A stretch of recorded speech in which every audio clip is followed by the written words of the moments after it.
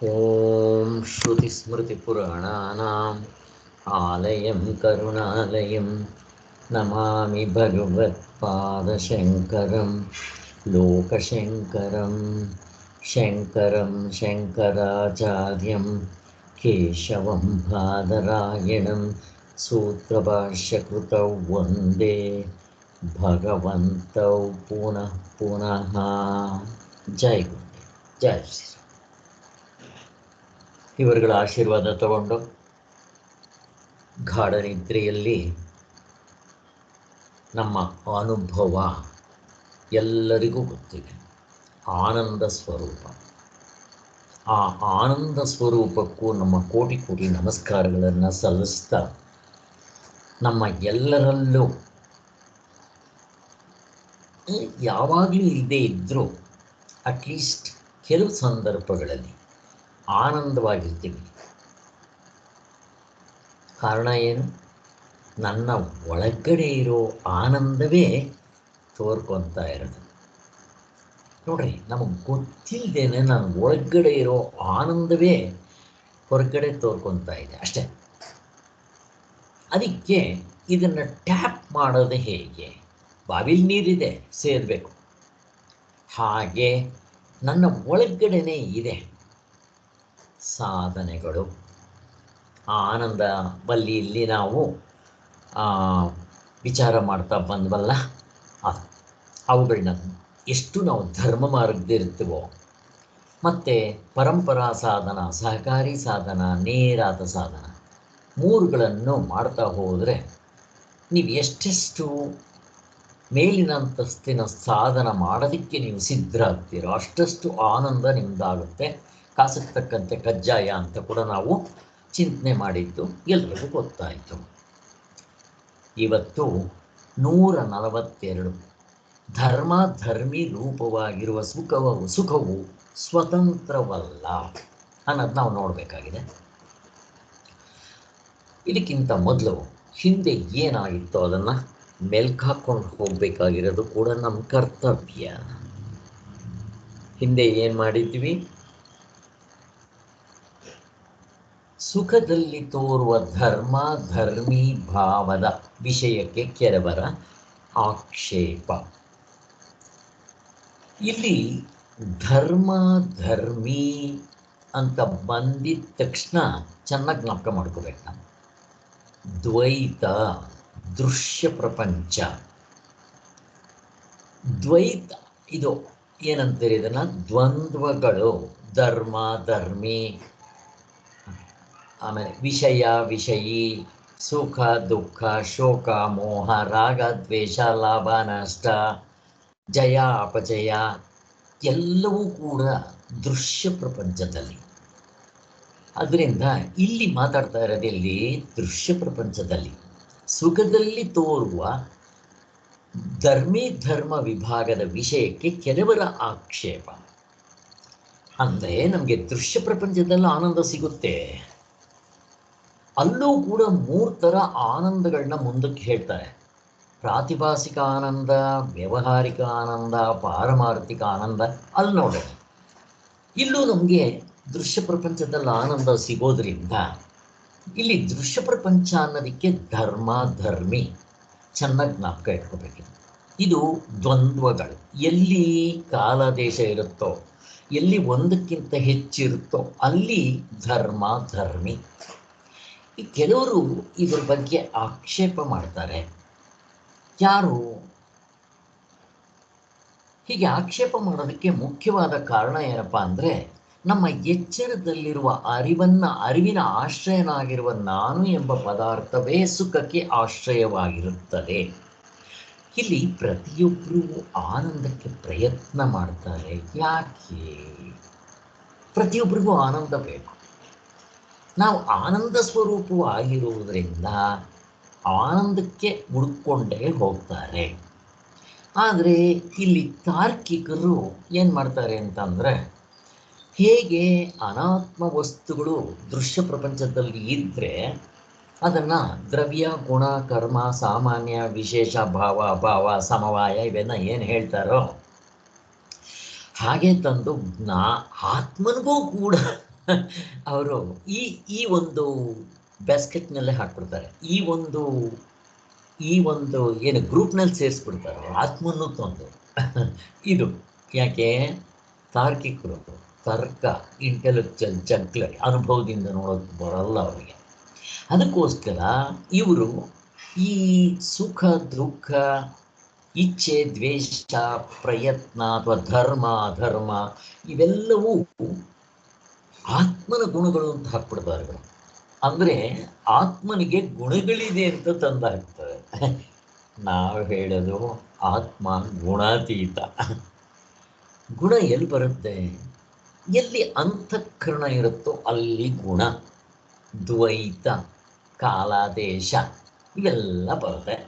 ಆದ್ದರಿಂದ ನೋಡ್ರಿ, ಎಲ್ಲ ಇಲ್ಲಿ ದ್ವಂದ್ವಗಳೇ. ಸುಖ ದುಃಖ, ಇಚ್ಛೆ ದ್ವೇಷ, ಧರ್ಮ ಅಧರ್ಮ, ಜ್ಞಾನ ಅಜ್ಞಾನ ಇವೆಲ್ಲವೂ ಕೂಡ ಅವಿದ್ಯಾ ದೆಸೆಯಲ್ಲಿ ಇವು ದೃಶ್ಯ ಪ್ರಪಂಚದಲ್ಲಿ ಇರುತ್ತೆ. ಆದರೆ ಇವರು ಇದನ್ನು ತಗೊಂಡು ಹೋಗ ಆತ್ಮನಿಗೂ ಗುಣ ಇದೆ ಅಂತ ಸೇರಿಸ್ಬಿಡ್ತಾರೆ ಅಂತ ಹೇಳ್ತಾ ಇದ್ದಾರೆ. ಆದ್ದರಿಂದ ಈಗ ಆತ್ಮನು ಜಡವಸ್ತು ಥರ, ಕಲ್ಲಿನ ಥರ ಆತ್ಮ ಇವರು ಟ್ರೀಟ್ ಮಾಡ್ತಾ ಇದ್ದಾರೆ. ಯಾವಾಗ ನೋಡ್ರಿ, ಕಲ್ಲಿನಂತೆ ಜಡನಾಗಿರುವ ಆತ್ಮನಿಗೆ ಜ್ಞಾನವು ಗುಣವೆಂಬುದು ಹೇಗೆ ಹೊಂದೋದಿಲ್ವೋ ಅಲ್ವಾ? ಈಗ ಕಲ್ಲಿಗೆ ಜ್ಞಾನ ಹೊಂದುತ್ತಾ? ಹೊಂದೋದಿಲ್ಲ. ಅಕಸ್ಮಾತ್ ಹೊಂದಿದ್ರು ಈ ಜ್ಞಾನ ಎಲ್ಲಿದೆ? ಅವಿದ್ಯೆಯಲ್ಲೇ ಇದೆ. ಅವಿದ್ಯೆ ಎಲ್ಲಿದೆ? ವಿದ್ಯಾ ಅವಿದ್ಯಾ ಎರಡೂ ಕೂಡ ದೃಶ್ಯ ಪ್ರಪಂಚದಲ್ಲಿದೆ, ದ್ವಂದ್ವಗಳು ಅಷ್ಟೇ. ಅದರಿಂದ ಹೀಗೆ ಅವೆಲ್ಲ ಹಿಂದೆ ಆಗಿದೆ, ಸುಮ್ಮನೆ ಅದನ್ನು ಟಚಪ್ ಮಾಡ್ಕೊಂಡು ಮುಂದೆ ಹೋಗ್ತಾರೆ. ಸೊ ಇಷ್ಟೆಲ್ಲ ಅವರು ಹೇಳಿದ್ದನ್ನು ನೆನೆಸ್ಕೊಂಡು ನಾವು ಇವಾಗ ಮುಂದಕ್ಕೆ ಹೋಗಬೇಕಾಗಿದೆ. 142ರಲ್ಲಿ ಧರ್ಮ ಧರ್ಮಿ ರೂಪವಾಗಿರುವ ಸುಖವು ಸ್ವತಂತ್ರವಲ್ಲ. ಏನಾದ್ರ ಅರ್ಥ? ಇದು ನಾವು ಇವಾಗ ಮಾಡಬೇಕಾಗಿರೋದು. ಯಾವಾಗ ಧರ್ಮ ಧರ್ಮಿ ರೂಪವಾಗಿರುವ ಸುಖ ಅಂತ ಹೇಳಿದ್ರು ದೃಶ್ಯ ಪ್ರಪಂಚದ್ದು ಈ ಅನಾತ್ಮ ಇದರಲ್ಲಿ, ಅಂದರೆ ಈ ಜೀವಪ್ಪನಿಗೆ ಸಂಬಂಧಪಟ್ಟಿರೋ ಸುಖ ಸ್ವತಂತ್ರನ? ಇಲ್ಲ. ನಿಜವಾದ ಇರುವ ಅವನಲ್ಲಿದೆಯಾ? ಇಲ್ಲ. ಹೋಗ್ಲಿ, ಬರೀ ಅರಿವು ಅವನಲ್ಲಿದೆಯಾ? ಬರೀ ಆನಂದ ಅವನಲ್ಲಿದೆಯಾ? ಬರೀ ಇರವು ಅವನಲ್ಲಿದೆಯಾ? ಇಲ್ಲ. ಅವನಿಗಿಂತ ಹಿಂದೆ ಹೋಗಬೇಕು, ನಮಗೆ ಗೊತ್ತಿದೆ. ಅದಕ್ಕೋಸ್ಕರ ಇಲ್ಲಿ ನಾವು ತಿಳ್ಕೋಬೇಕಾಗಿರೋದು ಆ ನಿಜವಾದ ಸುಖ, ನಾವು ಏನು ಹೇಳ್ತೀವೋ ಪಾರಮಾರ್ಥಿಕ ಸುಖ, ಅದು ಈ ದೃಶ್ಯ ಪ್ರಪಂಚದಲ್ಲಿರೋ ಈ ಜೀವಪ್ಪನಿಗೆ ಸೇರೋದಲ್ಲ. ಇದು ನಮ್ಗೆ ಚೆನ್ನಾಗಿ ಗೊತ್ತಿದೆ. ಈಗ ನೋಡ್ರಿ, ಇಲ್ಲಿಂದ ಶುರುವಾಗುತ್ತೆ. ನಾನು ಸುಖಿಯು ಎಂಬ ಪ್ರಕಾರದ ಧರ್ಮಧರ್ಮಿ ರೂಪವಾದ ಸುಖವಾದರೂ ಸ್ವತಂತ್ರವಾಗಿಯೇ ಇರುವುದೋ ಅಥವಾ ಅದರಲ್ಲಿರುವ ಸುಖವು ಮತ್ತೊಂದರಿಂದ ಬಂದಿದೆಯೋ ಅಂತ. ಈ ನಾನು ಜೀವಪ್ಪ, ಡೂಪ್ಲಿಕೇಟ್ ಇವನಿಂದ ಹೊರಗಡೆ ಎಲ್ಲ ಸುಖ ಸಿಗುತ್ತಲ್ವ? ಇದು ಸ್ವತಂತ್ರವಾಗಿದೆಯಾ? ಇಲ್ಲ. ಎಲ್ಲಿಂದ ಬರ್ತಾ ಇದೆ? ಹಿಂದೆಗಡೆ ಆತ್ಮನಿಂದ ಬರ್ತಾ ಇದೆ, ನಮಗೆ ಗೊತ್ತಿದೆ. ಆದ್ದರಿಂದ ಈಗ ಗಾಢನಿದ್ರೆಯಲ್ಲಿ ನಾವು ಆನಂದವಾಗಿರ್ತೀವಿ, ಅದನ್ನು ಪಾರಮಾರ್ಥಿಕ ಆನಂದ ಅಂತ ಕರಿತೀವಿ. ದೇವರು ಕೊಟ್ಟಿರೋ ಗಿಫ್ಟ್ ನೋಡ್ಕೋಬೋದು. ಈಗ ಎಚ್ಚರದಲ್ಲಿ ಕೂಡ ನನಗೆ ವ್ಯಾವಹಾರಿಕ ಸುಖ ಈ ವಿಷಯಗಳಿಂದ, ಅಥವಾ ಇನ್ನು ಸ್ವಲ್ಪ ಹಿಂದಕ್ಕೆ ಬಂದರೆ ವೇದನೆಗಳಿಂದ ಆಗುವಂಥ ಸುಖ, ಎಲ್ಲವೂ ಇವೆರಡರಿಂದ. ಇದನ್ನೇನು ಸುಖ ಅಂತೀರ ನೀವು? ವ್ಯಾವಹಾರಿಕ ಸುಖ. ಎಲ್ಲಿಂದ ಬಂತು? ಆತ್ಮನಿಂದಲೇ. ಗಾಢನಿದ್ರೆ ಎಂದರೆ ನಾವು ನೋಡ್ಕೊಂಡಿದ್ದೀವಿ. ಗಾಢನಿದ್ರೆ ಇವು ಯಾವುದೇ ಇಲ್ಲದೆ ಇದ್ದರೂ ಅಲ್ಲಿ ಇದ್ದದ್ದನ್ನು ನಾವು ನೋಡ್ಕೊಂಡಿರೋದ್ರಿಂದ ಈ ಎಚ್ಚರದಲ್ಲಿ ಸಿಗೋ ಈ ವ್ಯಾವಹಾರಿಕ ಸುಖ ಸ್ವತಂತ್ರವಲ್ಲ ಅಂತ. ಇದನ್ನು ಹ್ಯಾಪಿ ಅನಾಲಿಸಿಸ್ ನಾವು ಚೆನ್ನಾಗಿ ವಿಶ್ಲೇಷಣೆ ಮಾಡಿದ್ವಿ. ಅದು ಮೊದಲು ನಮ್ಗೆ ಹಂಗೆ ಕಾಣುತ್ತೆ. ವಿಷಯಗಳಲ್ಲೇ ಸುಖ ಇದೆ, ಶಬ್ದ ಸ್ಪರ್ಶ ರೂಪ ರಸಗಂಧ. ಜಾಮೂನ್ ತಿಂದರೆ ಸುಖ ಆಗುತ್ತಲ್ವಾ, ಆದ್ದರಿಂದ ಜಾಮೂನಲ್ಲೇ ಇದೆ. ಅಥವಾ ಕಾವ್ಯ, ನೃತ್ಯ, ಕಲೆ, ಮ್ಯೂಸಿಕ್, ಇದು ಇನ್ನು ಒಳಗಡೆ ಮನಸ್ಸು, ವೇದನಾ ಅನುಭವ ಅಂತೀವಲ್ಲ, ಮನಸ್ಸಿಗೆ ಕಾಣೋ ಅಂಥದ್ದು. ಅಲ್ಲೂ ನಮಗೆ ಇನ್ನೂ ಸುಖ, ಹೆಚ್ಚಿನ ಸುಖ ಸಿಗುತ್ತೆ ಅಂತ ಹೇಳಿ. ಸೊ ಇವೆಲ್ಲ ಏನು ಸುಖ? ವ್ಯಾವಹಾರಿಕ ಸುಖವೇ. ಹೋಗ್ಲಿ, ಇವು ಎಲ್ಲಿಂದ ಬಂದಿದೆ? ಆ ವಸ್ತುಗಳಿಂದ ಬಂದಿದೆಯಾ? ಇಲ್ಲ. ಮತ್ತೆಲ್ಲಿಂದ ಬಂದಿದೆ? ನನ್ನಿಂದಲೇ, ನನ್ನ ನಿಜವಾದ ಸ್ವರೂಪ ಒರಿಜಿನಲ್ ಐಯಿಂದ ಅನ್ನೋದು ನಮಗೆ ಸ್ಪಷ್ಟವಾಗಿ ಗೊತ್ತಿದೆ. ಇದು ಬೇರೆಯವರಿಗೆ ತಿಳ್ಕೊಳ್ಳೋದಕ್ಕೋಸ್ಕರ ಹೇಳ್ತಾ ಇದ್ದಾರೆ. ನಾವು ಇರುವಿನ ವಿಷಯದಲ್ಲಿ ಹೇಳಿರುವ ಯುಕ್ತಿಯಿಂದ ಇರವು, ಅರಿವು ಇದೇ ಥರ ಬಂದಾಗ ಅಲ್ಲಿ ಒಂದ್ಸಾರಿ ಓದಿದ್ರೆ ಅದರ ಡೀಟೇಲ್ ಎಲ್ಲ ಇಲ್ಲಿ ಗೊತ್ತಾಗುತ್ತೆ. ಸೊ ನಾನು ಇಷ್ಟೊತ್ತು ನಿಮಗೆ ಎಕ್ಸ್ಪ್ಲೈನ್ ಮಾಡಿದ್ದು ಅದೇ. ಈ ಧರ್ಮಿಯ ಮೂಲವು ಇಡೀ ಎಚ್ಚರವನ್ನು ನೋಡುವ ಸಾಕ್ಷಿಯಲ್ಲಿದೆ ಅಲ್ವಾ? ಅಂದರೆ ನಮಗೆ ವ್ಯಾವಹಾರಿಕ ಸುಖ ಏನೇನಾಗುತ್ತೋ ಎಲ್ಲವೂ ಹಿಂತಡಿಕೆಯಿಂದ ಬರ್ತಾ ಇರೋದು, ಅಂದರೆ ಸಾಕ್ಷಿಯಿಂದ ಬರ್ತಾ ಇದೆ ಅಂತ ಆಯಿತು. ಈಗ ಹಗ್ಗ ಹಾವು ಇದೆ ಅಂತೀವಿ, ಅದು ವಿಚಾರ ಮಾಡಿದಾಗ ಹಗ್ಗನೇ ಇರೋದು ಅಂತ ಗೊತ್ತಾಯಿತು. ಅಲ್ಲಿಗೆ ಆ ಹಾವಿಗೆ ಎರವು ಎಲ್ಲಿಂದ ಬಂತು? ವ್ಯಾವಹಾರಿಕ ಸತ್ಯವಾದ ಹಗ್ಗದಿಂದ, ವ್ಯಾವಹಾರಿಕ ಇರುವಿನಿಂದ, ಆ ಹಗ್ಗದಿಂದ ಬಂತು. ಹೋಗ್ಲಿ, ಈ ಹಗ್ಗವೇ ಪಾರಮಾರ್ಥಿಕ ಸತ್ಯ ಅಂತ ಕರೆಯೋಣ ಅಂದರೆ ಕರೆಯಕ್ಕೆ ಬರೋಲ್ಲ. ಯಾಕೆ? ಇದರಲ್ಲಿರೋಲ್ಲ, ಕನಸ್ಗೂಗಲ್ಲ, ಕನಸಿಂದ ಇಲ್ಲಿಗೆ ಬರೋಲ್ಲ, ಇವೆರಡು ನಿದ್ದೆಗೆ ಬರೋಲ್ಲ. ಆದ್ದರಿಂದ ಇದನ್ನು ಹೇಗೆ ಪಾರಮಾರ್ಥಿಕ ಇರವು ಅಥವಾ ಅರಿವು ಅಥವಾ ಆನಂದ ಅಂತ ಕರೀತೀರ? ಕರೆಯಕ್ಕೆ ಬರೋಲ್ಲ. ಅದಕ್ಕೋಸ್ಕರ ಇವನ್ನ ವ್ಯಾವಹಾರಿಕ ಇರವು, ವ್ಯಾವಹಾರಿಕ ಅರಿವು, ವ್ಯಾವಹಾರಿಕ ಆನಂದ ಅಂತ ಕರಿಬೋದು ಅಷ್ಟೇ. ಇದಕ್ಕಿಂತ ಹಿಂದೆಗಡೆ ಪಾರಮಾರ್ಥಿಕ ಇರವು, ಪಾರಮಾರ್ಥಿಕ ಅರಿವು, ಇದು ಆನಂದ ಆಗಿರೋದ್ರಿಂದ ಪಾರಮಾರ್ಥಿಕ ಆನಂದ, ಅದು ನನ್ನ ನಿಜವಾದ ಸ್ವರೂಪ. ಅಲ್ಲಿಗೆ ಇರವು, ಅರಿವು ಹೇಗೆ ಒಳಗಿಂದಲೇ ಬಂತೋ ಈ ಆನಂದವು ಅಲ್ಲಿಂದಲೇ ಬಂದಿದೆ. ಈಗ ಯಾರೇ ಕೇಳಿದ್ರು, ಏನಪ್ಪ ಯಾರಿರೋದು? ನಾನಿದ್ದೀನಿ ಸ್ವಾಮಿ. ನಾವು ನಾನು ಅಂತ ಅಂದಾಗ ಈ ಶರೀರವನ್ನು ಇಟ್ಕೊಂಡು ಹೇಳ್ತೀವಿ. ಬಟ್ ಈಗ ನಾವು ವಿಚಾರ ಮಾಡಿರೋದ್ರಿಂದ ಯಾರಪ್ಪ ನೀನು ಅಂದಿದ ತಕ್ಷಣ ನಾವು ಪಾರಮಾರ್ಥಿಕ ದೃಷ್ಟಿಯಿಂದ ಆನ್ಸರ್ ಕೊಡಬೇಕಾದ್ರೆ ಆತ್ಮನಾಗಿದ್ದೀನಿ ನೋಡ್ರಿ, ಇದ್ದೀನಿ, ಇದೆ, ಇರವು, ಪಾರಮಾರ್ಥಿಕ ಇರವು. ಯಾವುದರಿಂದ ಗೊತ್ತಾಯಿತು ನಿನಗೆ ನಾನಿದ್ದೀನಿ ಅಂತ? ಅರಿವಿನಿಂದ, ಪಾರಮಾರ್ಥಿಕ ಅರಿವು. ಆದ್ದರಿಂದ ಮತ್ತೆ ನನಗೆ ಏನು ಆನಂದ ಆದರೂ ಎಲ್ಲಿಂದ ಬಂತದು? ಪಾರಮಾರ್ಥಿಕ ಆನಂದದಿಂದಲೇ. ಇದು ನಾವು ಗಾಢನಿದ್ರೆಯಲ್ಲಿ ಚೆನ್ನಾಗಿ ಗಮನಿಸಿದ್ವಿ. ಇವು ಯಾವುದೂ ವಸ್ತುಗಳಿಗಿಲ್ಲದೆ ಇದ್ದರೂ ನಾವಲ್ಲಿ ಇದ್ವಿ. ಆ ಜ್ಞಾನದಿಂದಲೇ ನನಗೆ ನಾನಿರೋದು ಗೊತ್ತಾಯಿತು. ಬಟ್ ನಾನು ದುಃಖವಾಗಿದ್ದನ್ನ ಇಲ್ಲ, ಆನಂದವಾಗಿದ್ದೆ ಅನ್ನೋದು ನಮ್ಮ ಅನುಭವ. ಅಲ್ಲಿ ಯಾವ ದೃಶ್ಯ ಪ್ರಪಂಚ ಇಲ್ಲದೆ ಇದ್ದರೂ ಈ ಮೂರು ಇದ್ದದ್ರಿಂದ ನನ್ನ ನಿಜವಾದ ಸ್ವರೂಪ ಬರೀ ಇರವು, ಅರಿವು, ಆನಂದ, ಅಲ್ಲಿಂದಲೇ ಎಲ್ಲವೂ ಸಾಲ ತಗೊಂಡ್ಬರಬೇಕು ಅನ್ನೋದು ನಮಗೆ ಸ್ಪಷ್ಟತೆ ಆಯಿತು. ಹಾಗಾದರೆ ಸರಿ ಸ್ವಾಮಿ, ನಿಮಗೆ ಆನಂದ ಒಳಗಿಂದ ಬಂದಿದೆ ಅಂತಂದರೆ ಆ ಸಾಕ್ಷ್ಯ ಸುಖವು ಮತ್ತೊಂದರಿಂದ ಯಾಕೆ ಬಂದಿರಬಾರ್ದು ಅಂತ ಪ್ರಶ್ನೆ ಕೇಳಿದ್ರೆ ಅಲ್ವಾ? ಹೆಂಗೆ ಕೇಳ್ದಂಗಾಯ್ತು ಪ್ರಶ್ನೆ ಅಂದರೆ, ಅಲ್ಲ ಸ್ವಾಮಿ, ಸೂರ್ಯನಿಂದ ಎಲ್ಲ ವಸ್ತು ಬೆಳಗುತ್ತೆ, ಗೊತ್ತಾಗತ್ತೆ ನಮಗೆ. ಸೂರ್ಯ ಇನ್ಯಾವುದರಿಂದ ಯಾಕೆ ಬೆಳಗಬಾರ್ದು ಅಂತ ಪ್ರಶ್ನೆ ಹಾಕಿದ್ರೆ ಬೇಕಾಗಲ್ಲ. ಆದರೆ ನಾವು ಪಾರಮಾರ್ಥದಲ್ಲಿ ಇರೋರು ಬೇರೆ, ವ್ಯವಹಾರ ಮಾಡೋದಕ್ಕೆ ಸೂರ್ಯನೇ ಸಾಕು. ಅಂದರೆ ಸೂರ್ಯನ ನೋಡೋಕ್ಕೆ ಮತ್ತೊಂದು ಟಾರ್ಚ್ ತಗೊಂಡ್ಬರ್ಬೇಕಾ? ಬೇಕಾಗಿಲ್ಲ. ಹಾಗೆ ಆತ್ಮನೇ ಆನಂದವಾಗಿರೋದ್ರಿಂದ ಮತ್ತು ಇನ್ನೆಲ್ಲಿಂದಲಾದರೂ ಆನಂದ ಆತ್ಮನಿಗೆ ಬರುತ್ತಾ ಅಂದರೆ ಆಗೋದಿಲ್ಲ. ಈಗ ಕರೆಂಟ್ ಎಲ್ಲಿಂದ ಬರುತ್ತೆ? ಮೇಲ್ಗಡೆ ನೀರು ಧುಮುಕಿದಾಗ ಕರೆಂಟ್ ಉತ್ಪತ್ತಿ ಆಗುತ್ತೆ ಅಷ್ಟೇ, ಅಲ್ಲಿಂದನೇ ಬರೋದು. ಹಾಗೆ ಅದರ ಸೋರ್ಸ್ ಅಲ್ಲಿಂದಲೇ ಬರೋದು. ಇನ್ನು ಅದಕ್ಕೆ ಎಲ್ಲಿಂದ ಬರುತ್ತೆ ಅಂತ ಕೇಳಿದ್ರೆ ಏನು ಹೇಳಬೇಕು? ಇನ್ನು ಅದಕ್ಕಿಂತ ಹಿಂದೆ ಇಲ್ಲ. ಅಥವಾ ಇನ್ನು ಸಿಂಪಲ್ ಆಗಿ ಹೇಳಬೇಕು ಅಂತಂದರೆ, ನನ್ನ ಆ ನಿಜವಾದ ಸ್ವರೂಪ ಅದ್ವೈತ, ಅದು ಒಂದೇ ಇರೋದು. ಮತ್ತು ಎರಡನೇದು ಅದಕ್ಕಿಂತ ಹಿಂದೆ ಎಲ್ಲಿಂದ ತರ್ತೀರ? ತಂದರೆ ತಿರ್ಗಾ ನೀವು ದ್ವೈತ ಆಗ್ಬಿಡುತ್ತದೆ. ಆದ್ದರಿಂದ ನಮಗಿದು ಸ್ಪಷ್ಟತೆ ಬಂದಿದೆ. ಇಷ್ಟು ಬಂದರೆ ಸಾಕು. ಅಲ್ಲಿಗೆ ನಮಗೆ ಈ ಪಾರಮಾರ್ಥಿಕ ಸುಖದಿಂದಲೇ ಈ ಎಚ್ಚರದಲ್ಲಿ ಅಥವಾ ಕನಸಿನಲ್ಲಿ ಆನಂದವಾಗ್ತಾ ಇರೋದು.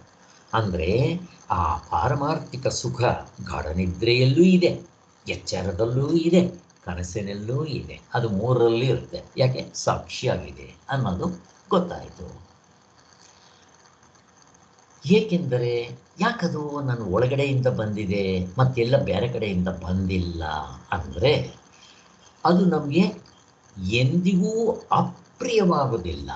ನನ್ನನ್ನು ನಾನು ಯಾವತ್ತೂ ದ್ವೇಷಿಸೋದಿಲ್ಲ. ಹೇಗಿದೆ ನೋಡಿ.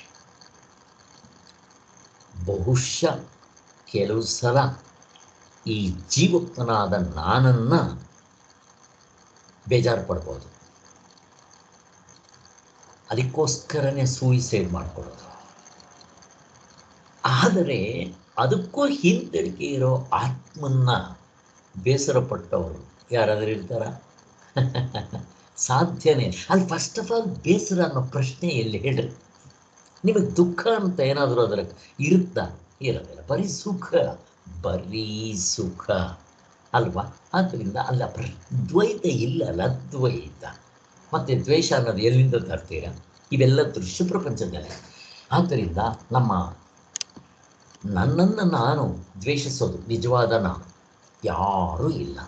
ಆದರೆ ತುಂಬ ಜನಕ್ಕೆ ಗೊತ್ತಿರಲ್ಲ ಈ ವಿಚಾರಗಳು. ಆದ್ದರಿಂದ ಅವರು ಈ ಜೀವಪ್ಪನ ಬೇಕಾದರೆ ದ್ವೇಷಿಸ್ಬೋದು. ಇವನೇ, ನಾನೇ ಸರಿ ಇಲ್ಲ ಅಂತ ಹೇಳಿಕೊಂಡು ಕೊನೆಗೆ ನೇಣು ಹಾಕ್ಕೋಬೋದು, ಸೂಯಿಸೈಡ್ ಮಾಡ್ಕೋಬೋದು, ಏನು ಬೇಕಾದರೂ ಮಾಡ್ಕೋಬೋದು.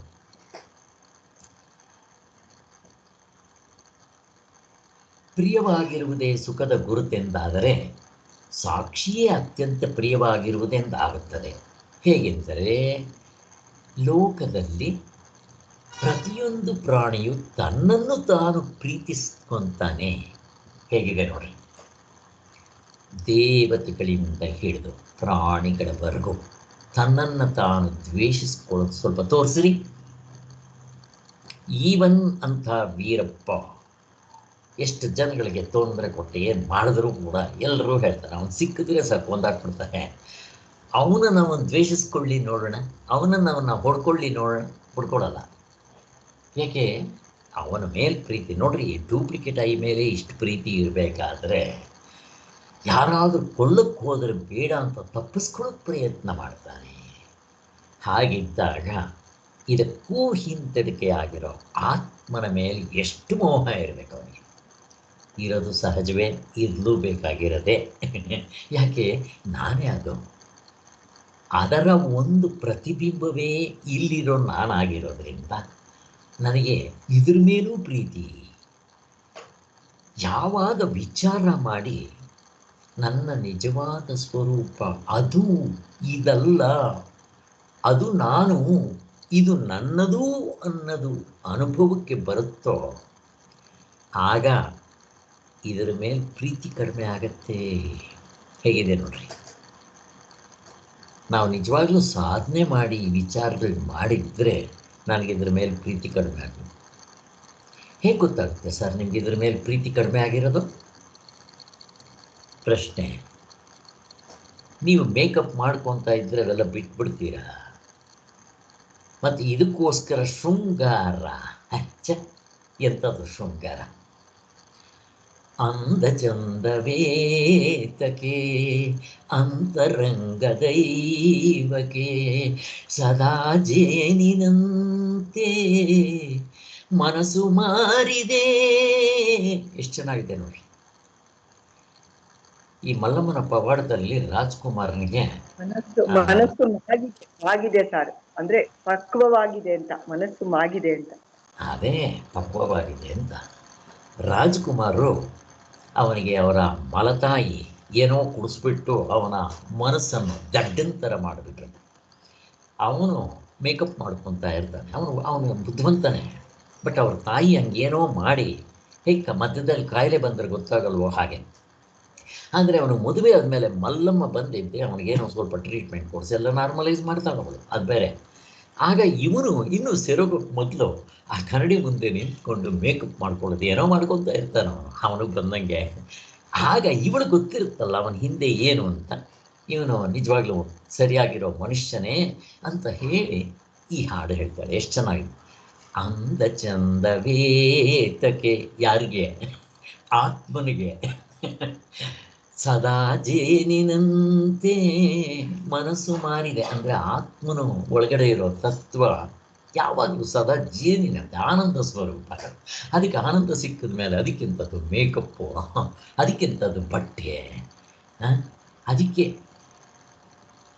ಈ ತತ್ವಗಳು ತಿಳ್ಕೊಂಡವರು ತುಂಬ ಸಿಂಪ್ಲಿಸಿಟಿ ಆಗಿರ್ತಾರೆ, ಸರಳವಾಗಿರ್ತಾರೆ. ಅವ್ರನ್ನ ಕರ್ಕೊಳ್ಳೋದು ಬೆಗ್ಗರ್ ಅಂತ, ಅವ್ರ ಕೈಯಲ್ಲಿ ಒಂದು ಭಿಕ್ಷಾ ಪಾತ್ರೆ ಬಿಟ್ಟರೆ ಏನೂ ಇರಲ್ಲ, ಹಾಗಿರ್ತಾರೆ ನೋಡಿ ಅವರು.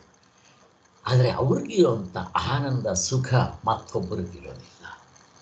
ಆದ್ದರಿಂದ ನಮಗೆ ಈ ದೇಹದ ಮೇಲೆ ಮೋಹ ಕಡಿಮೆ ಆಗುತ್ತೆ ಅಂದರೆ ಇದನ್ನು ನೆಗ್ಲೆಕ್ಟ್ ಮಾಡ್ತಾರೆ ಅಂತ ಅಲ್ಲ. ಆದರೆ ಇನ್ನೂ ಒಂದು, ಯಾವಾಗ ಶರೀರ ನಾನು ಅಂತ ಮೋಹ ಪಡ್ತೀವೋ, ಇದಕ್ಕೆ ಏನು ದುಃಖ ಆದರೂ ನಾನು ಇದಕ್ಕೆ ಯಾರು ನನಗೆ ಇದರಿಂದ ಬೇರೆಯವರಿಂದ ಏನಾದರೂ ದುಃಖ ಆದರೆ ಈ ಡೂಪ್ಲಿಕೇಟ್ ನಾನುಗೆ ಅವ್ರನ್ನ ಸದೆ ಬಡಿಯೋದಕ್ಕೂ ನಾವು ಮುಂದಾಗ್ಬಿಡ್ತೀವಿ. ಏನಾದರೂ ಮಾಡಿ ಅವ್ರನ್ನ ಇಲ್ದಂಗೆ ಮಾಡಿಸ್ಬಿಡ್ಬೇಕು, ಅಧರ್ಮದಿಂದ ನಡೆಯೋದಕ್ಕೂ ಶುರು ಮಾಡ್ಕೊಂಡ್ಬಿಡ್ತೀವಿ. ಇದರ ಮೇಲೆ ಮೋಹ. ಅದಕ್ಕೋಸ್ಕರ ಹಾಗೆ. ಆದರೆ ನಮಗೆ ವಿಚಾರಗಳೆಲ್ಲ ತಿಳ್ಕೊಂಡು ಚೆನ್ನಾಗಿ ಸ್ವಲ್ಪ ಜೊತೆಗೆ ಸಾಧನೆ ಮಾಡಿದಾಗ ನಮಗೆ ನಾವು ಮುಂದೆ ಹೋಗ್ತಾ ಇದ್ದೀವ, ಹಿಂದೆ ಬರ್ತಾ ಇದ್ದೀವ ಅಂತ ತಿಳ್ಕೊಳ್ಳೋದಕ್ಕೆ ಈ ನಾನು ನನ್ನದರ ಮೇಲೆ ಮೋಹ ಕಡಿಮೆ ಆಗಬೇಕು, ಅಭಿಮಾನ ಕಡಿಮೆ ಆಗಬೇಕು. ನಾನು ನನ್ನದು, ನಾನು ಅಂತಂದರೆ ಈ ಡೂಪ್ಲಿಕೇಟ್ ಐ, ನನ್ನದು ಅಂತಂದರೆ ಶರೀರ. ಎಲ್ಲವೂ ಶರೀರದಿಂದ ಆಚೆಗಿರೋದೆಲ್ಲ ನನ್ನದೇ. ಈವನ್ ಹೆಂಡತಿ, ಮಕ್ಕಳು, ಮನೆ, ಮಠ, ಆಸ್ತಿ ಪಾಸ್ತಿ, ಅಂತಸ್ತು, ಎಲ್ಲದರ ಮೇಲೂ ನಿಮಗೆ ಮೋಹ ಕಡಿಮೆ ಆಗೋದು ನಿಮಗೆ ಗೊತ್ತಾಗುತ್ತೆ, ಬೇರೆಯವ್ರಿಗೂ ಗೊತ್ತಾಗುತ್ತೆ. ಸ್ವಲ್ಪ ಸೂಕ್ಷ್ಮವಾಗಿ ನೋಡಿದ್ರೆ ಗೊತ್ತಾಗುತ್ತೆ. ಆದ್ದರಿಂದ ನಮಗೆ ಕಡಿಮೆ ಆಗ್ತಾ ಬರುತ್ತೆ ಡೆಫಿನೆಟ್ಲಿ. ಅದನ್ನು ಹೇಳ್ತಾ ಇದ್ದೆ. ಈಗ ಯಾವಾಗ ಇದು ನಾನು ಅಂತ ಅನಿಸುತ್ತೋ ಆಗ ನಾನು ಅಧರ್ಮ ಮಾಡೋದಕ್ಕೂ ಹಿಂತೆಗೆಯಲ್ಲ. ಹೇಗಿದೆ ನೋಡಿ, ಈ ದುರ್ಯೋಧನಾದಿಗಳು, ರಾವಣಾದಿಗಳು, ರಾಕ್ಷಸರು, ಇವರೆಲ್ಲ ಅಧರ್ಮಕ್ಕೆ ಹೋಗೋದಕ್ಕೆ ಕಾರಣ ಏನು ಅಂತಂದರೆ ಈ ನಾನು ಮೇಲೆ ಮೋಹ ಇರೋದು. ಈ ನಾನು ಇದರ ಮೇಲೆ ಮೋಹ, ಮಮಕಾರ, ಅಟ್ಯಾಚ್ಮೆಂಟ್, ತಾಧ್ಯಾತ್ಮ, ಅಭಿಮಾನ, ಏನು ಬೇಕಾದರೂ ಹೇಳಿ. ಆದರೆ ಈ ವಿಚಾರ ಮಾಡಿಕೊಂಡಾಗ ಅರೆ ನಾನು ಇದೆಂಗಾಗ್ತೀನಿ, ಕನ್ಸ್ಗೆ ಹೋಗ್ತೇ ಇಲ್ವೇ, ಅಲ್ಲಿರೋದು ಇಲ್ಲಿಗೆ ಬರಲ್ವೇ, ಇವರಿಬ್ಬರು ನಿದ್ದೆಗೆ ಬರಲ್ವೇ, ಆದರೂ ನಾನು ಇದ್ನಲ್ಲ ಅಲ್ಲಿ. ಅದರಿಂದ ಅದು ನನ್ನ ನಿಜವಾದ ಸ್ವರೂಪ ಅಂತ ಗೊತ್ತಾಗಿ ಇದನ್ನು ಚೆನ್ನಾಗಿ ಮೆಲ್ಕು ಹಾಕ್ತಾ ಸಾಧನೆ ಜೊತೆಗೆ ಮಾಡ್ತಾ ಇದ್ದರೆ ಆಗ ನನಗೆ ಇದ್ರ ಮೇಲೆ ಮೋಹ ಕಡಿಮೆ ಆಗಿ, ಮೋಹ ಕಡಿಮೆ ಆದಮೇಲೆ ಮತ್ತೆ ಅಧರ್ಮದಿಂದ ಯಾಕೆ ನಡೀತೀರಾ ಅದು. ಸೊ ಇಲ್ಲಿ ಏನು ಹೇಳ್ತಾ ಇದ್ದಾರೆ ಅಂತಂದರೆ ನಮಗೆ ನಾನು ಅನ್ನೋದ್ರ ಮೇಲೆ ತುಂಬ ಮೋಹ ಇರುತ್ತೆ. ಬಟ್ ಅವನಿಗೆ ನಿಜವಾದ ನಾನು ಯಾವುದು, ಒರಿಜಿನಲ್ ನಾನು ಯಾವುದು ಗೊತ್ತಿಲ್ಲದೆ ಇರೋದರಿಂದ ಈ ಡೂಪ್ಲಿಕೇಟ್ ನಾನನ್ನೇ ನಾನು ಅಂತ ಅಂದ್ಕೊಂಡಿರೋದ್ರಿಂದ ಅವನಿಗೆ ಇದ್ರ ಮೇಲೆ ಮೋಹ ಇರುತ್ತೆ. ಎಲ್ರಿಗೂ ಸಹಜವಾಗಿ, ಎಲ್ಲಿಂದ ದೇವತೆಗಳಿಂದ ಪ್ರಾಣಿವರೆಗೂ ಅದೆಲ್ಲ ನಮಗೆ ಗೊತ್ತಿದೆ. ಅದಕ್ಕೋಸ್ಕರನೇ ಅವನು ಪ್ರೀತಿಸ್ತಾನೆ ಯಾವತ್ತು. ಅವನು ಎಷ್ಟೇ ತಪ್ಪು ಮಾಡಲಿ, ಏನೇ ಮಾಡಲಿ, ಅವನನ್ನು ದ್ವೇಷಿಸ್ಕೊಳ್ಳೋದಿಲ್ಲ ಅನ್ನೋದು ನಮಗೆಲ್ಲ ಗೊತ್ತಾಗಿದೆ. ಯಾವಾಗ ನಿಮಗೆ ಅದರ ಹಿಂದೆ ಇರೋ ತತ್ವ ಗೊತ್ತಾಯಿತೋ ಆಗ ಇದು ಅಷ್ಟು ಬೆಲೆ ಬರೋದಿಲ್ಲ. ಅದು ಲೆಕ್ಕಕ್ಕೆ, ಇದು ಬರೀ ಆಟಕ್ಕೆ. ಇದು ಆಟಕ್ಕುಂಟು, ಲೆಕ್ಕಕ್ಕಿಲ್ಲ. ಅದು ಲೆಕ್ಕಕ್ಕಿದೆ, ಆಟಕ್ಕಿಲ್ಲ, ಕಾಣಿಸೋಲ್ಲ. ಇಷ್ಟೇ ವ್ಯತ್ಯಾಸ. ನಾಸತೋ ವಿದ್ಯತೆ ಭಾವೋ ಅಂತ ಹೀಗೆ ನಾವು ಚೆನ್ನಾಗಿ ಅರ್ಥ ಮಾಡ್ಕೋಬೇಕು. ಆದ್ದರಿಂದ ಪ್ರತಿಯೊಂದು ಪ್ರಾಣಿಯು, ದೇವತೆಗಳಿಂದ ಹಿಡಿದು ಪ್ರಾಣಿಗಳವರೆಗೂ ತನ್ನನ್ನು ತಾನು ಪ್ರೀತಿಸಿಕೊಂಡೇ ಮಿಕ್ಕದ್ದನ್ನು ಪ್ರೀತಿಸ್ತಾ ಇರುತ್ತೆ ಮತ್ತು ತನ್ನನ್ನು ತಾನು ಪ್ರೀತಿಸುತ್ತೆ. ಅದು ತಾನು ಫಸ್ಟು. ಆಮೇಲೇನು, ಆಮೇಲೆ ನನ್ನ ಹೆಂಡತಿ, ಮಕ್ಕಳು, ಮನೆ, ಮಠ, ಆಸ್ತಿ ಪಾಸ್ತಿ, ಅಂತಸ್ತು, ಐಶ್ವರ್ಯ, ಬಿರುದು, ಆಳು ಕಾಡು, ವಾಹನ ಎಕ್ಸೆಟ್ರಾ. ಆಮೇಲೆ ಅದ್ರ ಮೇಲೂ ನನಗೆ ಹೆಂಗಾಗ್ಬಿಟ್ಟಿರುತ್ತೆ ಮೋಹ ಅಂತಂದರೆ, ಮನೆ ಏನಾದರೂ ಮಳೆ ಹೊಡೆದ್ರೆ ನನ್ನ ಎದೆ ಮೇಲೆ ಹೊಡೆದಂಗಿರುತ್ತೆ. ಹೇಗಿರುತ್ತೆ ನೋಡಿ. ನಿಮ್ಮ ಹೆಂಡತಿ ಹಾರ್ಟ್ ಅಟ್ಯಾಕ್ ಸತ್ತೋಗ್ಬಿಟ್ರು ಅಂತ ವಿಚಾರ ಕೇಳ್ತಿತ್ತು ನೀನು ಅಂತ ಇಲ್ಲ ಹಾರ್ಟ್ ಅಟ್ಯಾಕ್ ಆಗಿ ಸತ್ತೋಗ್ತಾನೆ. ಅಲ್ಲಿ ಹೆಂಡತಿ ಇನ್ನು ಬದುಕಿರ್ಬೋದು, ಹಾಸ್ಪಿಟ್ಲಿಗೆ ಹೋಗಿ ಇವನು ಇಲ್ಲಿ ಸತ್ತು ಹೋಗ್ಬಿಟ್ಟಿರ್ತಾನೆ. ಅಷ್ಟು ಮೋಹ. ಅಲ್ಲಿಗೆ ನಾನು ಈ ಶರೀರದ ಮೇಲೂ, ನನ್ನದು ಎಲ್ಲತ್ರ ಮೇಲೂ ಇವನಿಗೆ ಮೋಹ ಇರುತ್ತೆ. ಅಂದರೆ ಇವನು ನಾನು ಆಗ್ಬಿಟ್ಟಿರ್ತಾನೆ, ಸೀಲ್ ಹೊಡೆದು ಬಿಡ್ತಾನೆ, ಡೂಪ್ಲಿಕೇಟ್ ಸೀಲ್, ನಾನು ಅಂತ. ಅದೇ ಬಂದಿರೋದು ಕಷ್ಟ. ಇದನ್ನು ತಪ್ಪಿಸ್ಕೊಳ್ಳೋದಕ್ಕೆ ನಾವು ಈ ಸಾಧನೆಗಳು, ಇದ್ರ ವಿಚಾರಗಳೆಲ್ಲ ಮಾಡೋದು. ಕೊನೆಗೆ ಹೆಂಡತಿನ ತುಂಬ ಪ್ರೀತಿ ಮಾಡ್ತಾನಲ್ಲ ಇವನು, ಅಥವಾ ಹೆಂಡತಿ ಗಂಡನ್ನ ಪ್ರೀತಿ ಮಾಡ್ತಾಳಲ್ಲ, ಯಾತಕ್ಕಾಗಿ ಹೇಳ್ದೆ ಏನು ಗೊತ್ತಾ? ಅವ್ರನ್ನ ಕೇಳ್ರಿ. ನಿನಗೋಸ್ಕರ ನಾನು ಪ್ರಾಣ ಕೊಡ್ತೀನಿ, ಇವರು ನಿನಗೋಸ್ಕರ ಪ್ರಾಣ ಕೊಡ್ತೀನಿ ಅಂತ, ಅವರು ನಿನಗೋಸ್ಕರ ಪ್ರಾಣ ಕೊಡ್ತೀನಿ ಅಂತ. ಇಬ್ಬರು ಢಕಾಯಿತಿಗಳೇ. ಅವ್ರಿಗೆ ಗೊತ್ತಾಗೋದಿಲ್ಲ ಪಾಪ, ಹಂಗೆ ಹೇಳ್ತಾರೆ ಢಕಾಯಿತಿಗಳು. ಆಮೇಲೆ ಮಕ್ಕಳಿಗೋಸ್ಕರ ನಾನು ಪ್ರಾಣ ಕೊಡೋದು, ಅಯ್ಯೋ ನನ್ನ ಹೆಂಡತಿ ನನ್ನ ಮಕ್ಕಳು ತುಂಬ ಚೆನ್ನಾಗಿದ್ರು ಸಾಕು, ನಾನು ಹಸ್ಕೊಂಡಿದ್ದರೂ ಪರವಾಗಿಲ್ಲ ಎಲ್ಲ ಡೂಪ್ಲಿಕೇಟ್, ಎಲ್ಲ ಡೂಪ್ಲಿಕೇಟಿವ್. ನಾವು ಪರೀಕ್ಷೆ ಬಂತು ಅಂದರೆ ನಮ್ಮ ಬಂಡವಾಳ ಹೊರಗಡೆ ಬರುತ್ತೆ. ಅದಕ್ಕೋಸ್ಕರ ಇದೆಲ್ಲರೂ ಕೂಡ ನನ್ನನ್ನು ನಾನು ಪ್ರೀತಿಸೋದ್ರಿಂದ, ನಾನು ಹೆಂಡತಿನ, ಮಕ್ಕಳನ್ನ, ಹಣ, ಜಾತಿ, ಧರ್ಮ, ರಾಜನೀತಿ ಪ್ರತಿಯೊಂದೂ ಕೂಡ ಈವನ್ ತತ್ವ ವಿಚಾರ ನನಗೋಸ್ಕರ. ಇವೆಲ್ಲವೂ ನಮಗೆ ಯಾರಿಗೋಸ್ಕರ ಪ್ರಿಯವಾಗಿರುತ್ತೆ? ನನಗೋಸ್ಕರ ಪ್ರಿಯವಾಗಿರುತ್ತೆ. ಬಟ್ ನಮಗೆ ಆ ನಿಜವಾದ ನಾನು ಗೊತ್ತಾಗೋಕ್ಕೆ ಮೊದಲು ಈ ನಾನೇ ಹಿಡ್ಕೊತೀವಿ. ಇದಕ್ಕೋಸ್ಕರನೇ ಪ್ರಿಯ ಅಂತನ್ನೋದು. ಇದಕ್ಕೊಂದು ಎಕ್ಸ್ಪರಿಮೆಂಟ್ ಮಾಡಿದ್ರು, ನಿಮ್ಗೆ ಹೇಳಿದ್ದೆ ನಾನು. ಈ ಸಂದರ್ಭದಲ್ಲಿ ನಾವು ಜ್ಞಾಪಕ ಮಾಡ್ಕೋಬೇಕು. ಒಂದು ಕೋತಿ, ಯಾಕೆಂತಂದರೆ ಮನುಷ್ಯನಿಗೆ ತುಂಬ ಹತ್ತಿರವಾಗಿರೋದು ಅಂದರೆ ಕೋತಿ ಮರಿ. ಒಂದು ಗ್ಲಾಸ್ ಟೆಸ್ಟ್ ಟ್ಯೂಬ್ನಲ್ಲಿ ಆ ಕೋತಿ ಮರಿನ ಬಿಟ್ಟರು, ಕೆಳಗಡೆಯಿಂದ ನೀರು ತುಂಬ್ಕೊಂಡ್ಬರುತ್ತೆ. ಟ್ರಾನ್ಸ್ಪರೆಂಟ್ ಗ್ಲಾಸ್, ನಮಗೆ ಗೊತ್ತಾಗುತ್ತೆ ಅದು ಏನು ಮಾಡುತ್ತೆ ಅನ್ನೋದು. ನೀರು ಕೆಳಗಿನಿಂದ ತುಂಬ್ಕೊಂಡ್ಬರ್ತಾ ಇದ್ದಾಗ ಆ ಕೋತಿ ತನ್ನ ಮಗುನ ತನ್ನ ತೊಡೆ ಮೇಲೆ ಎತ್ಕೊಂಡು ಕೂತಿತ್ತು. ನೀರು ಕೆಳಗಡೆಯಿಂದ ತುಂಬ್ಕೊಂಡ್ಬರ್ತಾ ಇದ್ದಾಗ ತನ್ನ ಮಗು ಮುಳುಗೋಗುತ್ತೆ ಅಂತಂದಾಗ ಆ ಮಗುನ ಹಿಂಗೆ ಮೇಲಕ್ಕೆ ಎತ್ಕೊಂಡ್ಬಂತು. ಇನ್ನೂ ನೀರು ಮೇಲಕ್ಕೆ ಬಂದಾಗ ತನ್ನ ಮಗುನ ಹಿಂಗೆ ಎತ್ಕೊಂಡ್ಬಂತು. ಕೊನೆಗೆ ತನ್ನ ಮಗುನ ಹಿಂಗೆ ಎತ್ಕೊಂಡು ಹಿಂಗೆ ನಿಂತ್ಕೊಂತು. ಆಮೇಲೆ ಯಾಕೆ ಅದು ಮುಳುಗೋಗ್ತಾ ಇದೆ ಅಂತ.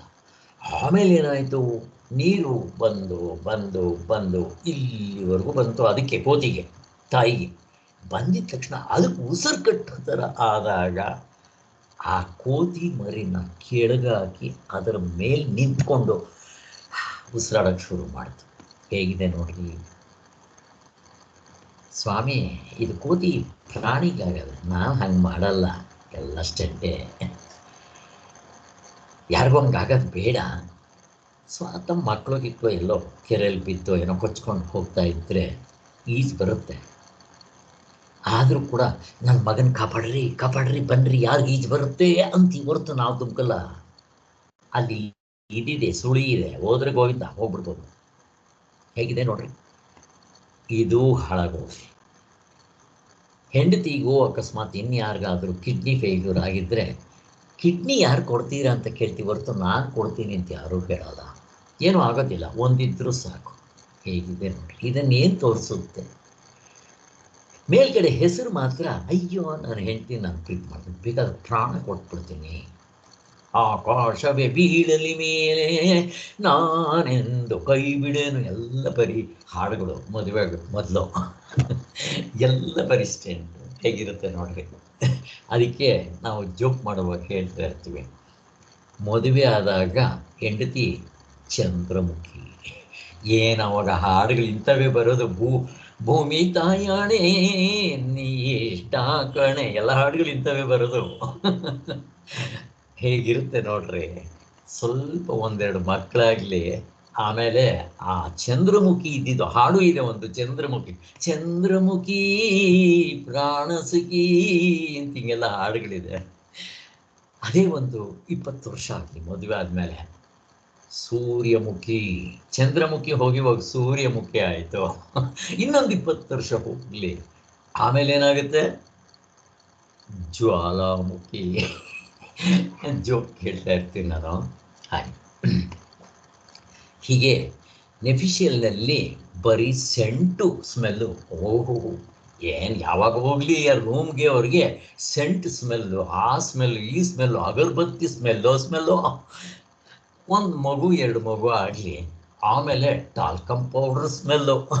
ಮಕ್ಳಿಗೆ ಪೌಡ್ರ್ ಹಾಕ್ತಾರಲ್ಲ, ಟಾಲ್ಕಮ್ ಪೌಡ್ರು. ಇನ್ನೂ ಒಂದು 60 ವರ್ಷ ಆಗಲಿ, ಆವಾಗ ನೀವು ಯಾರು ರೂಮ್ಗೆ ಹೋಗಿರಿ, ಅಮೃತಾಂಜನ, ಟೈಮ್ ಬಾಂಬ್, ನೀಲಗಿರಿ ತೈಲದ ಸ್ಮೆಲ್ಲು. ಅಷ್ಟೊತ್ತಿಗೆ ಕಾಲು ನೋವು, ಸೊಂಟ ನೋವು, ಸೋಮವಾರ ಸೊಂಟ ನೋವು, ಮಂಗಳವಾರ ಮಂಡಿ ನೋವು, ಬುಧವಾರ ಬುಂಡಿ ನೋವು, ಗುರುವಾರ ಗುಂಡಿ ನೋವು, ಶುಕ್ರವಾರ ಸತ್ತ, ಶನಿವಾರ ಊತಕ್ರಿ, ಭಾನುವಾರ ಬಂದು ತಿನ್ರಿ. ಇಷ್ಟೇ ನಮ್ಮದು ಲೈಫು ನೋಡ್ರಿ ಹೇಗಿರುತ್ತೆ. ಆದ್ದರಿಂದ ಇದಕ್ಕಿನ್ನೂ ಒಂದು ಎಕ್ಸ್ಪೆರಿಮೆಂಟ್ ಮಾಡಿದ್ದಾರೆ, ನಡೆದಿದೆ. ಇದು ಒಂದು ಕಡೆ ಎಲ್ಲೋ ನಡೆದದ್ದು ಅಂತ ಹೇಳ್ತಾರೆ. ಎಷ್ಟಾದರೂ ಇರಲಿ, ನಾವು ತಿಳ್ಕೊಬೇಕಾದ್ರೆ. ಒಂದು ಸಾರಿ ಏನಾಯಿತು, ಒಬ್ಬರು ಗುರುಗಳ ಹತ್ರ ಒಬ್ಬ ಶಿಷ್ಯ ತುಂಬ ಭಕ್ತ, ಅವನು ಈ ವಿಚಾರಗಳು, ಆಧ್ಯಾತ್ಮ, ದೇವರು, ಗುರುಗಳನ್ನ ಬಂದು ಪ್ರತಿದಿನ ಕೇಳೋದು ಮಾಡೋದು ಎಲ್ಲ ಮಾಡ್ತಾ ಇದ್ದ.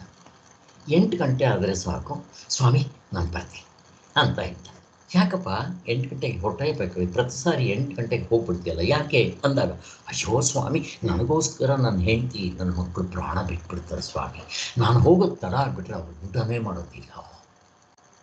ಹೌದೇನಪ್ಪ, ಅಷ್ಟೊಂದು ಪ್ರೀತಿಸ್ತಾರ ನಿಮ್ಮನ್ನು? ಅಯ್ಯೋ ಸ್ವಾಮಿ, ಹೇಳೋಕ್ಕೆ ಸಾಧ್ಯ ಇಲ್ಲ ಅಂತಾನೆ. ಸರಿ, ಗುರುಗಳು ಹೇಳ್ಬೇಕಾ, ಅನುಭವಿಸ್ತಿಗಳು, ಅಲ್ಲಪ್ಪ ಒಂದು ದಿನ ಪರೀಕ್ಷೆ ಮಾಡಿಬಿಡು ಅಂತಾರೆ. ಹೆಂಗೆ ಸ್ವಾಮಿ ಪರೀಕ್ಷೆ ಮಾಡೋದು? ಅವನು ಸ್ವಲ್ಪ ವಿವೇಕ ಇದ್ದವನು, ಬ್ರಾಡ್ ಮೈಂಡಿಂದ ಯೋಚನೆ ಮಾಡೋನು.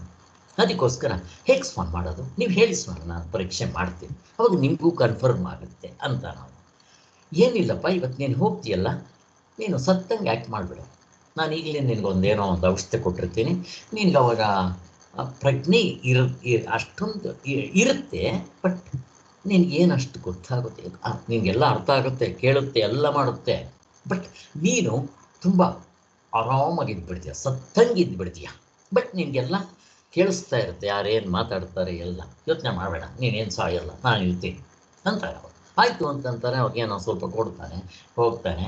ಹೋಗಿದ ತಕ್ಷಣ ಅಲ್ಲಿ ಮನೆಯಲ್ಲೆಲ್ಲರನ್ನು ನೋಡಿದ್ದೆ. ಓ, ಯಾಕೆ ಇವತ್ತು ತಡ, ಹಾಗೆ ಹೀಗೆ ನಮಗೆ ಪ್ರಾಣ ಹೋದಂಗೆ ಆಗ್ಬಿಟ್ಟಿತ್ತು ಅಂತಂತಾರೆ.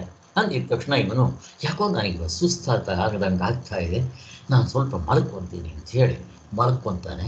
ಕೈ ಕಾಲೆಲ್ಲ ಶವಾಸನ ಥರ ಸತ್ತಂಗೆ ಆಗ್ಬಿಡುತ್ತೆ.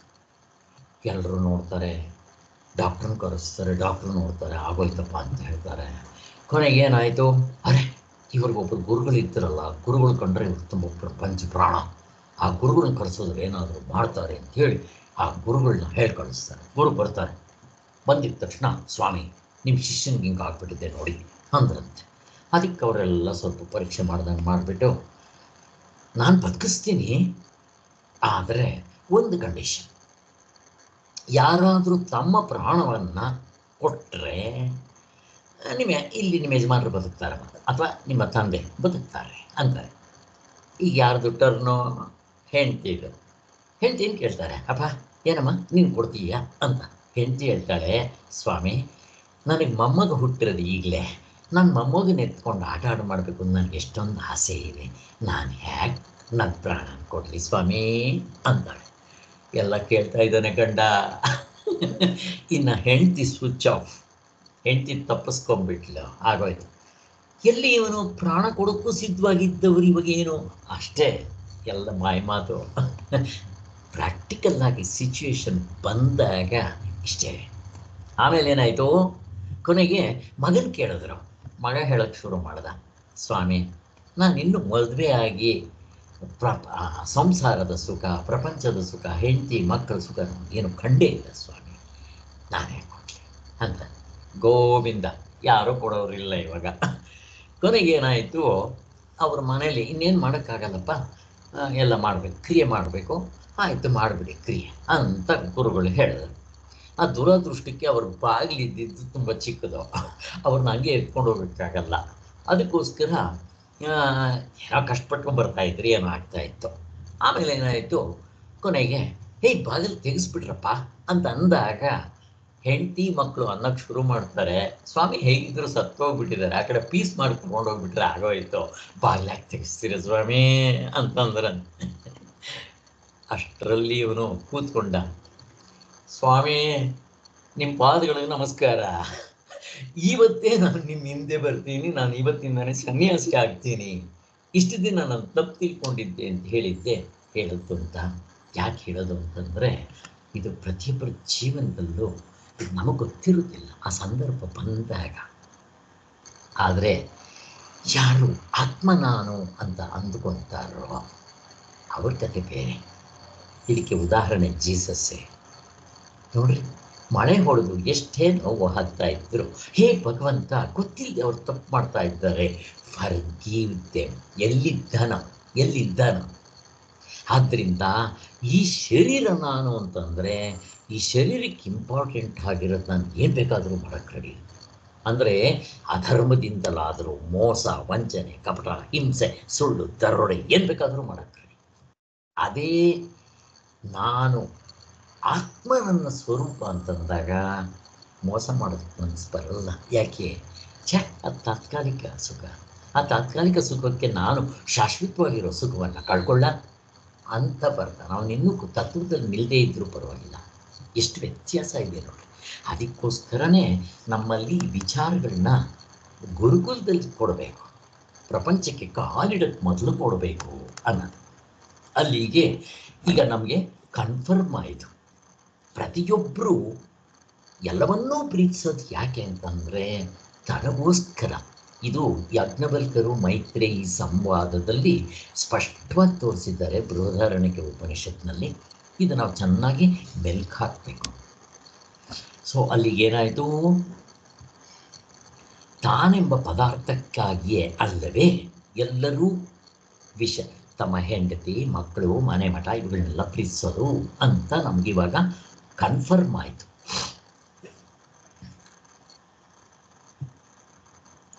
ಬೃಹದಾರಣ್ಯಕ 4, 5, 6 ಓದಿದ್ರೆ ಇನ್ನೂ ಸ್ಪಷ್ಟತೆ ಬರುತ್ತೆ. ವಿಷಯಗಳು ಯಾರಿಗಾಗಿ ಬೇಕು? ತನಗಾಗಿ. ಇಲ್ಲಿ ವಿಷಯಗಳು ಅಂದರೆ ಯಾರ್ಯಾರು? ನನ್ನ ಶರೀರ, ಆಬ್ಜೆಕ್ಟ್ಸ್ ಇರ್ತಾನೆ, ನನ್ನ ಹೆಂಡತಿ, ಮನೆ ಮಠ, ಆಸ್ತಿಪತಿ ಎಲ್ಲವೂ. ಆದ್ದರಿಂದ ತನಗಾಗಿ ಬೇಕಾದ್ದು ಕೂಡ ತನಗಾಗಿ ಬೇಕಾಗಿರೋದು ತನಗೆ, ತನ್ನವರಿಗಾಗಿ ಬೇಕಾಗಿರುವುದು ಕೂಡ ನನಗಾಗಿಯೇ. ಈಗ ನನ್ನ ಹೆಂಡತಿ ಸುಖವಾಗಿರಬೇಕು, ನನ್ನ ಮಕ್ಕಳು ಸುಖವಾಗಿರಬೇಕು ಅಂತ ಅಂತೀವಲ್ಲ, ಅದು ಕೂಡ ಯಾವುದಕ್ಕೆ? ನನಗಾಗಿಯೇ ಅಂತ ಹೇಳ್ತಾರೆ. ಅದಕ್ಕೋಸ್ಕರ ಇನ್ನೂ ಒಂದು ಏನು ಅಂತಂದರೆ,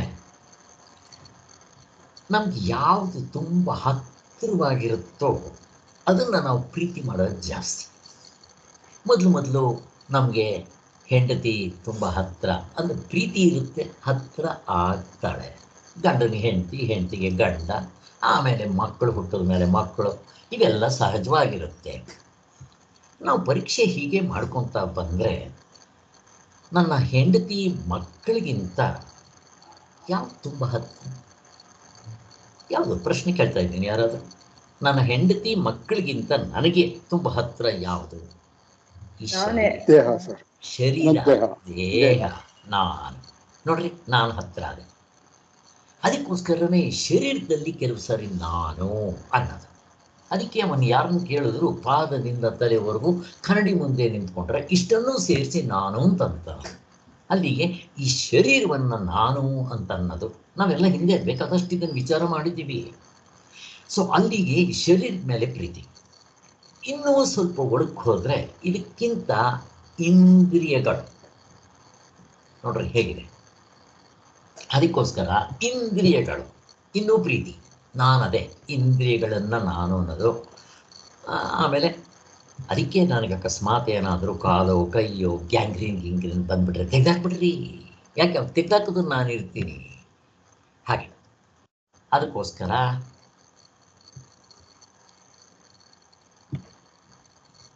ಸೊ ಹೀಗೆ ಹಿಂದಿಂದಕ್ಕೂ ಹೋಗ್ತಾ ಇರ್ತಾನೆ. ಈಗ ಇಂದ್ರಿಯಗಳಿಗಿಂತ ಇನ್ನೂ ಹಿಂದರಿಕೆ ಇರೋದು ಯಾವುದು? ನಾನು ಅನ್ನೋದಕ್ಕೆ ತುಂಬ ಹತ್ತಿರ ಇರೋದು ಯಾವುದು? ಮನಸ್ಸು. ಅದಕ್ಕೆ ನಿಮಗೆ ಮನಸ್ಸು, ನಾನೇ ಮನಸ್ಸು.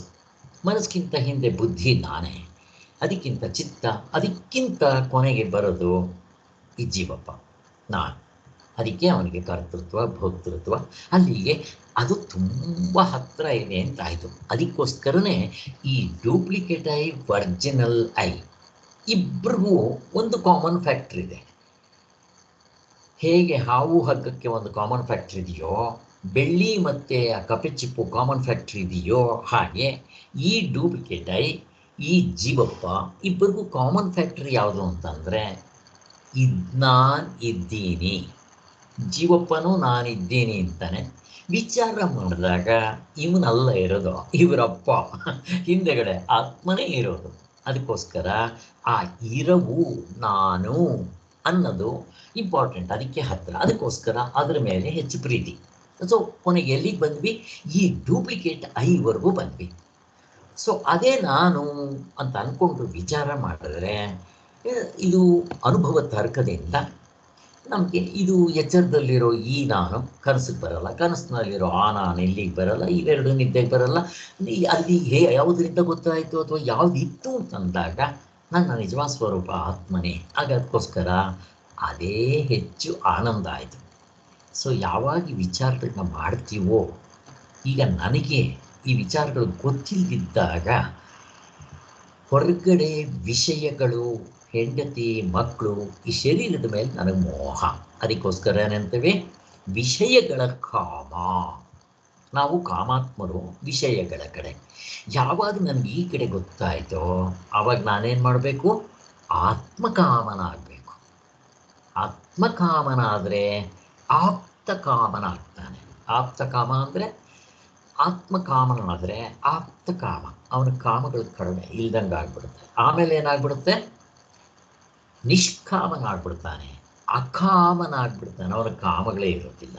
ಯಾಕೆ? ಒಳಗಡೆ ಇರೋ ಆನಂದವನ್ನು ಟ್ಯಾಪ್ ಮಾಡಿರ್ತಾನೆ. ಇನ್ನೆಲ್ತದ್ದು ಅದಕ್ಕೆ ಗಾಢ ನಿದ್ರೆಯಲ್ಲಿ ಅವನಿಗೆ ಕಾಮಗಳೇ ಇಲ್ಲ. ಅದಕ್ಕೋಸ್ಕರನೇ ಅಲ್ಲಿ ಕರ್ತೃತ್ವ ಇಲ್ಲ, ಭೋಕ್ತೃತ್ವ ಇಲ್ಲ. ಈ ದೃಶ್ಯ ಪ್ರಪಂಚದಲ್ಲಿ ಅಥವಾ ಈ ಜೀವಪ್ಪನಿಗೆ ಇರೋ ಜ್ಞಾತೃತ್ವ ಇಲ್ಲ. ಅರಿವಿದೆ, ಬರೀ ಅರಿವಿದೆ. ಅದಕ್ಕೋಸ್ಕರ ಅಲ್ಲಿ ಯಾವುದೂ ಇಲ್ಲ. ಅಲ್ಲಿಗೆ ನನಗೆ ಯಾವುದು ತುಂಬ ಹತ್ತಿರವಾಗಿದೆಯೋ ಅದರ ಮೇಲೆ ನನಗೆ ಪ್ರೀತಿ ಜಾಸ್ತಿ ಅನ್ನೋದು ನಮಗೆ ಕ್ಲಿಯರ್ ಕಟ್ ಆಯಿತು. ತನ್ನನ್ನೇಕೆ ತಾನು ಪ್ರೀತಿಸಬೇಕು? ಇಲ್ಲಿ ಸ್ಟೆಪ್ ಬೈ ಸ್ಟೆಪ್ ತೊಗೊಂಡೋಗ್ತಾ ನಾನು ಮೊದಲು ಹೇಳಿಬಿಟ್ಟಿದ್ದೀನಿ. ತನ್ನ ರಕ್ಷಣೆಗಾಗಿ ಅಂತ ಈ ಸೈಂಟಿಸ್ಟ್ಗಳು ಏನು ಹೇಳ್ತಾರೆ, ಒಂದು ಉತ್ತರ ಕೊಡ್ತಾರೆ. ತನ್ನನ್ನೇಕೆ ತಾನು ಪ್ರೀತಿಸ್ಕೋಬೇಕು ಅಂದರೆ ತಾನು ರಕ್ಷಣೆ ಮಾಡ್ಕೊಳ್ಳೋದಕ್ಕೋಸ್ಕರನಪ್ಪ ಅಂತ ಹೇಳ್ತಾರೆ. ಅವ್ರು ಮತ್ತಿನ್ನೊಂದು ಪ್ರಶ್ನೆ ನಾನು ಕೇಳಿದ್ರೆ, ಅವ್ರು ಯಾಕೆ ಅವ್ರನ್ನ ರಕ್ಷಣೆ ಮಾಡ್ಕೋಬೇಕು ಅಂದರೆ ಅವ್ರ ಹತ್ರ ಉತ್ತರ ಇಲ್ಲ. ಹಾಗೆ ಅದಕ್ಕೋಸ್ಕರನೇ ನಾವು ಯಾರನ್ನ ಬೇಕಾದರೂ ನೋಡ್ರಿ, ಆ ಕೋತಿ ತನ್ನ ಮಗನೂ ಕೂಡ ಬಲಿ ಕೊಡೋದಕ್ಕೆ ಸಿದ್ಧ ಆಗೋಯಿತು. ಯಾಕೆ? ತನ್ನನ್ನು ರಕ್ಷಣೆ ಮಾಡಿಕೊಳ್ಳೋದಕ್ಕೆ ಯಾರನ್ನ ಬೇಕಾದರೂ ಬಲಿ ಕೊಡೋಕ್ಕೆ ರೆಡಿ. ಹಾಗೆ ಅದು ನಮ್ಗೆ ಇದು ಸಹಜ ಗೊತ್ತಾಯಿತು. ಹಾಗೆ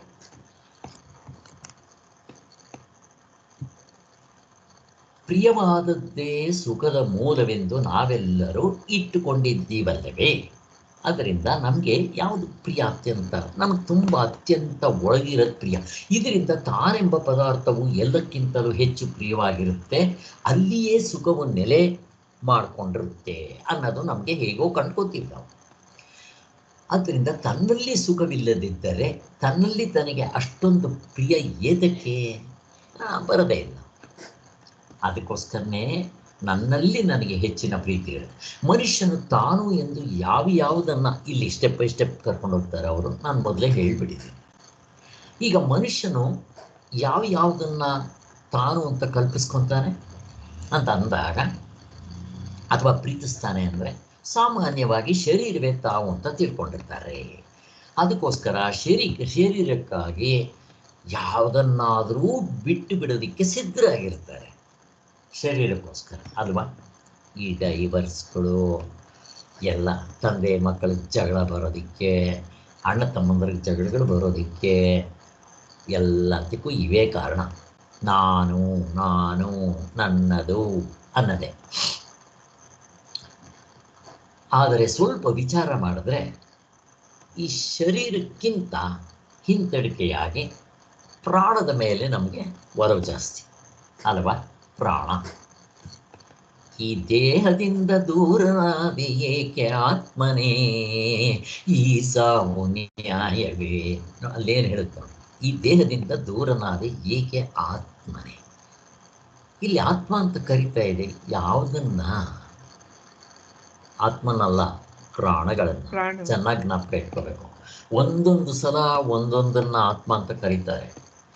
ಆತ್ಮಹತ್ಯೆ ಮಾಡಿಕೊಂಡ ಅಂತಾರೆ, ಅದರ ಅರ್ಥ ಏನು? ಶರೀರವನ್ನು ಕೊಂದುಕೊಂಡ ಅಂತ ಅರ್ಥ. ಅಲ್ಲಿ ಶರೀರವನ್ನು ಆತ್ಮ ಅಂತ ಕರೀತಾರೆ, ಇಲ್ಲಿ ಪ್ರಾಣಗಳನ್ನು ಆತ್ಮ ಅಂತ ಕರೀತಾರೆ.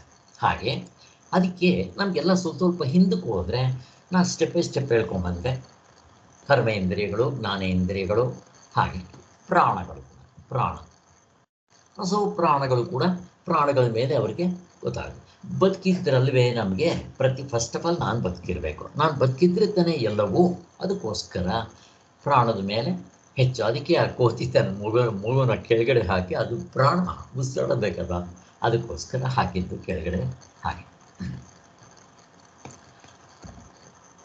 ಪ್ರಾಣಕ್ಕಿಂತಲೂ ನಾವು ಇನ್ನೂ ವಿಚಾರ ಮಾಡ್ತಾ ಹೋದರೆ, ಹಿಂತಡಿಕೆ ಹೋದರೆ, ಮನಸ್ಸು ಇನ್ನೂ ನಮ್ಗೆ ಹತ್ರ, ಅದನ್ನು ನಾವು ಆತ್ಮ ಅಂತ ಕರಿಬೇಕು. ಅದಕ್ಕಿಂತ ಹಿಂದೆ ಬುದ್ಧಿ, ಅದಕ್ಕಿಂತ ಹಿಂದೆ ಚಿತ್ತ, ಅದಕ್ಕಿಂತ ಹಿಂದೆ ಅಹಂಕಾರ. ನಾನು ನಾನು ಅಹಂಕಾರ ಎಲ್ಲಕ್ಕೂ ಒಳಗಿರುವ ಆತ್ಮನಾಗಿರುತ್ತೆ. ಇಲ್ಲಿವರೆಗೂ ಬಂದ್ಬಿಡ್ತೀವಿ. ಇದು ಎಲ್ಲರೂ ಕೂಡ ಇದನ್ನೇ ಎಚ್ಚರದಲ್ಲಿ ನಾವು ನಾನು ನಾನು ನಾನು ಅಂತ ಅಂತೀವಲ್ಲ. ಅದಕ್ಕೆ ನಮ್ಗೆ ಅದಕ್ಕೊಂದು ಹೆಸರು ಕೊಟ್ಟಿರ್ತಾರೆ, ನಾನು ಪ್ರಸಾದ್ ಅಂತನೋ ಹೀಗೆ. ಸೊ ಹೀಗೆ ನಾನು ನಾನು ಅಂತ ವ್ಯವಹಾರ ಮಾಡ್ತೀವಿ. ಇದನ್ನೇ ಎಚ್ಚರದ ಅಭಿಮಾನ ಉಳ್ಳವರು ತಮ್ಮ ನಿಜವಾದ ಸ್ವರೂಪವೆಂದು ತಿಳ್ಕೊಂಡ್ಬಿಟ್ಟಿರ್ತೀವಿ ನಾವು. ನಮಗೆ ಗೊತ್ತಿಲ್ಲದೆ ಇದ್ದಾಗ ಆ ಗಾಢನಿದ್ರೆ ಅನುಭವನ ವಿಚಾರ ಮಾಡದೆ, ಏನು ಮಾಡದೆ ಇದ್ದರೆ ನಾವೆಲ್ಲ ಇದನ್ನೇ ನಾನು ಅಂತ ಅಂದ್ಕೊಂಡಿದ್ದು. ಅದಕ್ಕೆ ಸತ್ತರೆ, ನಾನು ಸತ್ತೋದ್ರೆ ಭಯ ಆಗುತ್ತೆ ಅಂತ. ಬಹುಶಃ ಈ ಪರಮಾರ್ಥ ಚಿಂತಾಮಣಿ ಎಲ್ಲ ಕೇಳಿದ ಮೇಲೆ ನಮಗೆ ಸಾವಿನ ಮೇಲೆ ಅಷ್ಟು ಭಯ ಬರೋದಿಲ್ಲ, ಗೊತ್ತಾಯ್ತಾ. ಅಕಸ್ಮಾತ್ ಯಮಧರ್ಮರಾಜ ಏನಾದರೂ ಏನಪ್ಪ ನಾನು ಬರ್ತೀನಿ ಅಂದರೆ, ಬಾಪ ನೀನು ಈಗಲೇ ಬಾಪ ಐ ಆಮ್ ರೆಡಿ ಅಂತ ಅನ್ಬೋದು ನಾವು. ಹಂಗಿರ್ತೀವಿ ಇವಾಗ ಪರಮಾರ್ಥದ ವಿಚಾರ. ತತ್ವದಲ್ಲಿ ನಿಲ್ಲದೇ ಇದ್ದರೂ ಅಷ್ಟು ಧೈರ್ಯ ಅಂತೂ ಪ್ರತಿಯೊಬ್ಬರಿಗೂ ಬಂದಿರುತ್ತೆ ಅಂದ್ಕೊಂಡು ಎದುಗಳಿರಲ್ಲ. ಅಯ್ಯ ನಾನೆಲ್ಲಿ ಸಾಯ್ತೀನಿ, ಸಾಯೋದು ಈ ಶರೀರ. ನಂದು ಬಟ್ಟೆ ಹಳೇದಾಯಿತು ಅಂದರೆ ತೆಗೆದು ಬಿಸಾಕ್ತೀನಿ, ಹೊಸ ಶರ್ಟ್ ಹಾಕ್ಕೊಳ್ತೇನೆ, ಅದಕ್ಕೆ ಯಾಕೆ ಅಳಬೇಕು? ಹೇಗಿದೆ ನೋಡಿ, ಈ ಒಂದು ಧೈರ್ಯ ಬಂದಿರುತ್ತೆ ನೋಡಿ. ಇದು ಮೊಂಡು ಧೈರ್ಯ ಅಲ್ಲ, ಇದು ನಿಜವಾದ ಧೈರ್ಯ. ಹೀಗೆ ಬರುತ್ತೆ. ಅದಕ್ಕೆ ನಮಗೆ ದೇಹದ ಮೇಲೆ ಮೋಹ ಕಡಿಮೆ ಆಗಿರಬೇಕು. ಅದಕ್ಕೆ ನಾನು ಹೇಳೋದು, ನಾವು ಪರೀಕ್ಷೆ ಮಾಡ್ಕೋಬೋದು ಎಷ್ಟು ನಮಗೆ ಶರೀರದ ಮೇಲೆ ಮೋಹ ಇರುತ್ತೆ ಅಂತ ಅಂದರೆ, ಈ ದೇಹದಿಂದ ದೂರನಾಗಿ ಏಕೆ ಆತ್ಮನೇ. ಸತ್ ಮೇಲೆ ಇಲ್ಲಿರೋಲ್ಲ ನಾನು, ಗೊತ್ತು. ಪ್ರಾಣದ ರೂಪದಲ್ಲಿ ಸೂಕ್ಷ್ಮ ಶರೀರದಲ್ಲಿ ನಾನು ಹೋಗ್ಬಿಟ್ಟಿರ್ತೀನಿ. ಆದರೆ ಈ ಸತ್ತಿರೋ ಶರೀರ ನನಗೆ ಕಿಂಚಿತ್ ಅದರ ಕಡೆ ಒಂದು ಸಾರಿ ಬಿಟ್ಟ ಅಂತಂದರೆ ಅದ್ರ ಕಡೆ ಗಮನ ಇರೋದಿಲ್ಲ ಸ್ವಾಮಿ. ಹಳೆ ಶರ್ಟ್ ತೆಗೆದು ಬಿಸಾಕಿದ್ರೆ ಮತ್ತೆ ನೋಡ್ತೀನೇನೋ ಆ ಕಡೆ, ಮರ್ಚಿಟ್ಕೊಂಡು ಇಸ್ತ್ರಿ ಮಾಡಿ ಒಳಗಡೆ ಬೀರು ಒಳಗಡೆ ಇಡ್ತೀನೇನೋ. ಛೇ, ಎಂಥ ದಡ್ಡನೂ ಮಾಡೋದಿಲ್ಲ. ಹಳೆ ಶರ್ಟ್ನ ಬಿಸಾಕ್ತಾರೆ, ಮತ್ತು ಅದನ್ನು ಯೋಚನೆ ಮಾಡ್ತೀವ, ಮಾಡೋದು. ಹಂಗೆ ಶರೀರವನ್ನು ಬಿಡಬೇಕು. ಎಷ್ಟು ಜನಕ್ಕೆ ಅಲ್ಲಿ, ಎಷ್ಟು ಜನಕ್ಕೆ ಶರೀರ ಇಲ್ಲ ಅಂದರೆ, ಕಣ್ಣಿಲ್ಲ, ಕಿವಿ ಇಲ್ಲ, ಚರ್ಮ ಇಲ್ಲ, ಕಿಡ್ನಿ ಇಲ್ಲ, ಲಿವರ್ ಇಲ್ಲ. ನಾವು ಎಷ್ಟು ಬೇಡ್ಕೊಳ್ತೀನಿ, ಅಪ್ಪ ನೀವೆಲ್ಲ ಕೊಡ್ರಪ್ಪ, ಅದು ಡೊನೇಟ್ ಮಾಡ್ರಿ ಅಂತ. ಯಾರೂ ಮಾಡೋಕ್ಕೆ ಸಿದ್ಧರಾಗಿಲ್ಲ. ಪರಮಾರ್ಥ ಚಿಂತಾಮಣಿ ಕೇಳೋವರೇ ಸಿದ್ಧವಾಗಿರಲ್ಲ, ಇನ್ನು ಅವ್ರು ನಾನೇನು ಕೇಳ್ತೀವಿ ಪಾಪ. ಹಾಯ್ ಆದ್ದರಿಂದ ನಮಗೆ ಸತ್ತ ಮೇಲೂ ಈ ದೇಹದ ಮೇಲೆ ಹೇಗೆ ಮೋಹ ಇರುತ್ತೆ ಅನ್ನೋದಕ್ಕೆ ಹೇಳಿದ್ದು ಅಷ್ಟು ಸುಲಭ ಅಲ್ಲ ಬಿಡಿಸ್ಕೊಳ್ಳೋದು. ಓಹೋ, ಏನು ಸುಮ್ಮನೆ ಪುಸ್ತಕದ ಬದನೆಕಾಯಿ ಅಲ್ಲ ಈಗ. ಹೇಳಿದ ತಕ್ಷಣ ನಮಗೆಲ್ರಿಗೂ ವೈರಾಗ್ಯ ಬಂದ್ಬಿಡುತ್ತೆ ಅನ್ನೋದಕ್ಕೆ ಬರೋದಿಲ್ಲ. ಬಂದರೆ ನಡ್ಕೊಳ್ಳೋ ರೀತಿಯೇ ಬೇರೆ ಇರುತ್ತೆ. ಈ ಥರ ಸೂಕ್ಷ್ಮವಾಗಿರುತ್ತೆ. ಯಾಕೆ ಹೇಳಿದೆ ಅಂತಂದರೆ, ನಮಗೆ ಸತ್ತಿರೋದ್ರ ನಾನಿಲ್ಲ. ಇನ್ನೂ ಕೆಲವ್ರು ಏನು ಹೇಳ್ತಾರೆ ಅಂತಂದರೆ, ಒಂದು ಸಾರಿ ಕೊರೋನಾ ಬಂದಾಗ ನಮ್ಮ ಪ್ರೆಸಿಡೆಂಟ್ರು ಮಗ ಇಬ್ಬರು ಜೊತೆಲೇ ಸತ್ತೋಗ್ಬಿಟ್ರು.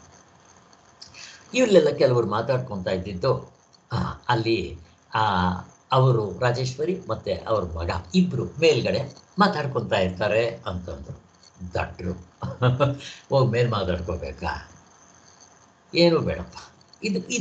ಇದು ನೋಡ್ರಿ, ನೀವು ಸಾರ್ವತ್ರಿಕ ಪೂರ್ಣ ಅನುಭವ ನೀವು ವಿಚಾರ ಮಾಡಿದ್ರಿ ಅಂತಂದ್ರೆ ನಿಮ್ಗೆ ಇಲ್ಲೇ ಉತ್ತರ ಇರುತ್ತೆ. ನನಗೆ ಬಂದಂಗೆ ಆಯ್ತು. ನನಗೆ ಅದು ಕೇಳಿದ ತಕ್ಷಣ ಸತ್ತ ಮೇಲೆ ಬೇಡ, ಬದುಕಿರುವಾಗಲೇ ನಿದ್ದೆಗೆ ಹೋಗ್ಬಿಟ್ಟು ಡೀಪ್ ಸ್ಲೀಪ್ನಲ್ಲಿದ್ದಾಗ ಅವ್ರ ಮಗನ ಹತ್ರ ಮಾತಾಡಬೇಕು. ಮಾತಾಡ್ರಿ ನೋಡಿ, ಯಾರಾದ್ರೂ ಮಾತಾಡ್ರಿ. ಯಾರ ಹತ್ರ ಮಾತಾಡ್ತೀರ? ಏನು ಮಾತಾಡೋದಕ್ಕೆ ಯಾರು ಇರ್ತಾರಲ್ಲಿ? ಡೀಪ್ ಸ್ಲೀಪ್ನಲ್ಲೇ ನೀವು ಮಾತಾಡಲಿಲ್ಲ ಬದುಕಿರೋವಾಗಲೇ ಅಂತಂದರೆ ಸತ್ತ ಮೇಲೆ ಅವ್ರಿಗೂ ಇವ್ರಿಗೂ ನೆನಪಿರ್ತಾ? ಸ್ವರ್ಗದಲ್ಲಿ ಭೇಟಿ ಆಗಿಬಿಟ್ಟು ನಾವಿಬ್ಬರು ಅಲ್ಲಿ ಮಾತಾಡ್ಕೋಣ, ಆಗದೆ ಇರೋ ಮಾತು ನೋಡ್ರಿ. ಅದು ವಿಚಾರ ಮಾಡಿರಲ್ಲ, ಪರಮಾರ್ಥ ಚಿಂತಾಮಣಿ ಗೊತ್ತಿರಲ್ಲ. ಗೊತ್ತಿದ್ರೆ ನೋಡ್ರಿ ಹೆಂಗೆ ಗೊತ್ತಾಗುತ್ತೆ. ಇದು ಯಾರನ್ನೂ ಕೇಳಬೇಕಾಗಿಲ್ಲ. ಪುಸ್ತಕದಲ್ಲಿ ಹೇಳಿಲ್ವಲ್ಲ, ಏನೂ ಬೇಡ, ನಮ್ಮ ಅನುಭವ. ಆದ್ದರಿಂದ ಅವೆಲ್ಲ ಆಗದೆ ಇರೋ ಮಾತು, ಆಗೋದು ಇಲ್ಲ. ಆದ್ದರಿಂದ ಇಲ್ಲೇ ನಾನು ಮಲ್ಕೊಂಡ್ಬಿಟ್ರೆ ನನ್ನ ಶರೀರದ ಮೇಲೆ ಪ್ರಜ್ಞೆ ಇರೋದಿಲ್ಲ. ಅದು ಏನಾಗುತ್ತೆ ಗೊತ್ತಾಗಲ್ಲ. ಅದ್ರ ಮೇಲೆ ಹಾವು ಹರ್ಕೊಂಡೋಗ್ಲಿ, ಏನೂ ಗೊತ್ತಾಗಲ್ಲ. ಯಾರಾದರೂ ಕಳ್ಳರು ಅನಸ್ತೀಶ ಕೊಟ್ಟ ಕಡೆ ಎಲ್ಲ ಎತ್ಕೊಂಡು ಹೋಗ್ಬಿಟ್ರೆ ಯಾವಾಗೂ ಗೊತ್ತಾಗಲ್ಲ. ಪೀಸ್ ಹಾಕ್ಬಿಟ್ಟು ಮಾಡಿಬಿಡ್ಲಿ, ಯಾವಾಗಲೂ ಗೊತ್ತಾಗಲ್ಲ. ಅನಸ್ತೀಶ ಕೊಟ್ಟಿದ್ದರೆ ಇದ್ರ ಮೇಲೆ ನಮ್ಗೆ ಏನೇನು ಗೊತ್ತಿರೋದಿಲ್ಲ. ಹಂಗಿರುತ್ತೆ ನೋಡ್ರಿ. ಅದಕ್ಕೋಸ್ಕರ ಎಲ್ಲದಕ್ಕಿಂತ ಹಿಂದೆಗಡೆ ಇರೋದು ಅಹಂಕಾರವೆಂಬುದು ಎಲ್ಲಕ್ಕೂ ಒಳಗಿರುವ ಆತ್ಮನಾಗಿರುತ್ತೆ. ಅದು ನಿಜವಾದ ಆತ್ಮ ಅಲ್ಲ, ಡೂಪ್ಲಿಕೇಟ್ ಆತ್ಮ. ಇದನ್ನು ಎಚ್ಚರದಲ್ಲಿ ನಾವೆಲ್ಲರೂ ನಾನು ಅಂತ ಕರ್ಕೊತೀವಿ. ನಮಗೆಲ್ರಿಗೂ ಗೊತ್ತಿದೆ. ಇದನ್ನು ವ್ಯಾವಹಾರಿಕ ಸತ್ಯ. ವ್ಯಾವಹಾರಿಕದಲ್ಲಿ ಈ ಜೀವಪ್ಪನ್ನೇ ನಾನು ಅಂದ್ಕೊಳ್ಳಿ. ಇದನ್ನೇ ಎಚ್ಚರದ ಅಭಿಮಾನವುಳ್ಳವರು ತಮ್ಮ ನಿಜವಾದ ಸ್ವರೂಪ ಅಂತ ತಿಳ್ಕೊಂಡ್ಬಿಟ್ಟಿರ್ತಾರೆ. ನಾವು ಕೂಡ ವಿಚಾರ ಮಾಡೋಕ್ಕೆ ಮೊದಲು ಈ ಶರೀರವೇ ನಾನು ಅಂತ ತಿಳ್ಕೊಂಡಿದ್ವಿ. ಎಚ್ಚರದ ಕಣ್ಣಿನಿಂದ ನೋಡಿದಾಗ ಇದರಲ್ಲಿ 2 ಬಗೆಯ ಧರ್ಮಗಳಿರುತ್ತೆ. ಯಾವುದದು ಅಂದರೆ ಇಚ್ಛೆ, ಪ್ರಯತ್ನ ಮತ್ತು ಫಲವನ್ನು ಪಡೆದು ಸುಖ ಅನುಭವಿಸ್ಬೇಕು. ಅಂದರೆ ಇಷ್ಟೆಲ್ಲ ಬೇಡ, ನಮಗೆ ಸುಲಭವಾಗಿ ಅರ್ಥ ಆಗೋ ಹಾಗೆ ಕರ್ತೃತ್ವ, ಭೋಕ್ತೃತ್ವ. ಈ ನಾನು ಡೂಪ್ಲಿಕೇಟ್ನಲ್ಲಿ ಏನಿರುತ್ತೆ? ಕರ್ತೃತ್ವ, ಭೋಕ್ತೃತ್ವ. ಕರ್ತೃತ್ವ ಇರೋದ್ರಿಂದ ಏನಾಗುತ್ತೆ? ನನ್ನ ಹಿಂದೆಗಡೆ ಕತ್ತಿನ ಪಟ್ಟಿ ಹಿಟ್ಟು ಏನಾದರೂ ಕೆಲಸ ಮಾಡೋದಕ್ಕೆ ಮುಂದಗಡೆ ನುಗ್ತಾ ಇರುತ್ತೆ. ಇದು ಕರ್ತೃತ್ವ. ಹೀಗೆ ನುಗ್ಗೋದಕ್ಕೆ ಅದಕ್ಕೆ ಹಿಂದೆಗಡೆ ಕಾರಣ ಏನು? 3 ಗುಣಗಳು: ಸತ್ವಗುಣ, ತಮಗುಣ, ರಜಗುಣ. ಇದು ನಮ್ಮನ್ನು ಕಾಡಿಸ್ತಾ ಇರುತ್ತೆ. ನೀವು ಮುಕ್ತರಾಗೋವರೆಗೂ ಈ 3 ಗುಣಗಳು ಬಿಡೋದಿಲ್ಲ. ಸತ್ವಗುಣ ಇದ್ದರೂ ಕೂಡ ಇದು ವಜ್ರದ ಬೇಡಿ, ಚಿನ್ನದ ಬೇಡಿ ಅಂತ ಏನು ಖುಷಿ ಪಡೋಕ್ಕೆ ಬರುತ್ತೇನೋ, ಅದು ಕೂಡ ಬೇಡಿಯೇ. ದೋ ಆನಂದ ನಿಮಗೆ ತಮೋಗುಣಕ್ಕಿಂತ, ರಜಗುಣಕ್ಕಿಂತ ಸತ್ವಗುಣದಲ್ಲಿ ಹೆಚ್ಚಿನ ಆನಂದ ಸಿಕ್ಕಿದರೂ ಅದು ಕೂಡ ಪೂರ್ತಿ ಆಗಿರೋದಿಲ್ಲ. ಇಲ್ಲೂ ಕರ್ತೃತ್ವ, ಭೋಕ್ತೃತ್ವ ಇರುತ್ತೆ. ಎಲ್ಲಿವರೆಗೂ ಇರುತ್ತೆ? ಬ್ರಹ್ಮಲೋಕಕ್ಕೂ ಹೋದರೂ ಇರುತ್ತೆ ಕರ್ತೃತ್ವ, ಭೋಕ್ತೃತ್ವ. ಅದು ಸೊ ಅಲ್ಲಿಗೇನಾಯಿತು? ನಿಜವಾಗ್ಲೂ ಇದು ನನ್ನ ಸ್ವಭಾವವ? ಈ ಕರ್ತೃತ್ವ, ಭೋಕ್ತೃತ್ವ ನನ್ನ ಸ್ವಭಾವವ? ಬೆಂಕಿಗೆ ಸುಡೋದು ಹೇಗೆ ಸ್ವಭಾವವೋ ಹಾಗೆ ಸ್ವಭಾವವ ಅಂತ ವಿಚಾರ ಮಾಡಿದ್ರೆ ಇಲ್ಲ ಅಂತ ನಮಗೆ ಗೊತ್ತು. ಹೇಗೆ? ಇದು ನನ್ನ ಸ್ವಭಾವ ಆದರೆ ನಾನು ಬಿಟ್ಟು ಹೋಗ್ಬಾರ್ದು. ಗಾಢನಿದ್ರೆಯಲ್ಲಿ ಇಲ್ವೇ?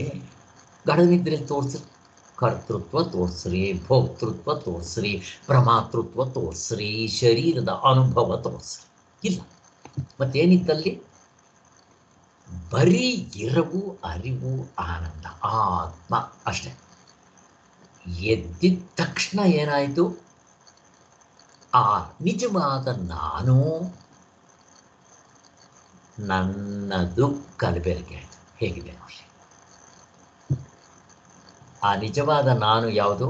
ಆತ್ಮ. ನನ್ನದು ಯಾವುದು? ಕರ್ತೃತ್ವ ಭೋಕ್ತೃತ್ವ. ಅಲ್ಲಿಗೆ ಆತ್ಮ ಅನಾತ್ಮ ಕಲಬೆರಕೆ ಆಯಿತು.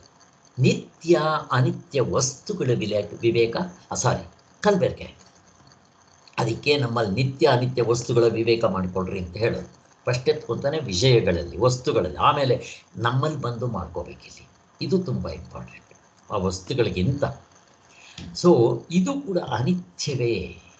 ಈ ಶರೀರವೂ ಕೂಡ ಅನಿತ್ಯ. ಇನ್ನೇನು ಬೇಕು? ಇಲ್ಲಿಂದ ಹೊರಗಡೆ ನೀವೇನು ಬೇಕಾದರೂ ಹೇಳ್ರಿ, ಆತ್ಮ ಬಿಟ್ಟು ಬ್ರಹ್ಮ ಸತ್ಯ, ಜಗತ್ತು ಮಿಥ್ಯ ಅಂತ ಹೇಳ್ತೀವಲ್ಲ, ಹಾಗೆ ಯಾವಾಗ ನನಗೆ ಕಣ್ಣು ತೆಗೆದಿದ್ದ ತಕ್ಷಣ ಈ ಕರ್ತೃತ್ವ ಭೋಕ್ತೃತ್ವ ಬಂತೋ, ನನ್ನಲ್ಲಿ ಗುಣಗಳಿರೋದ್ರಿಂದ ನನ್ನನ್ನು ಅಟ್ಟುತ್ತೆ ಏನೋ ಕೆಲಸ ಮಾಡೋದಕ್ಕೆ.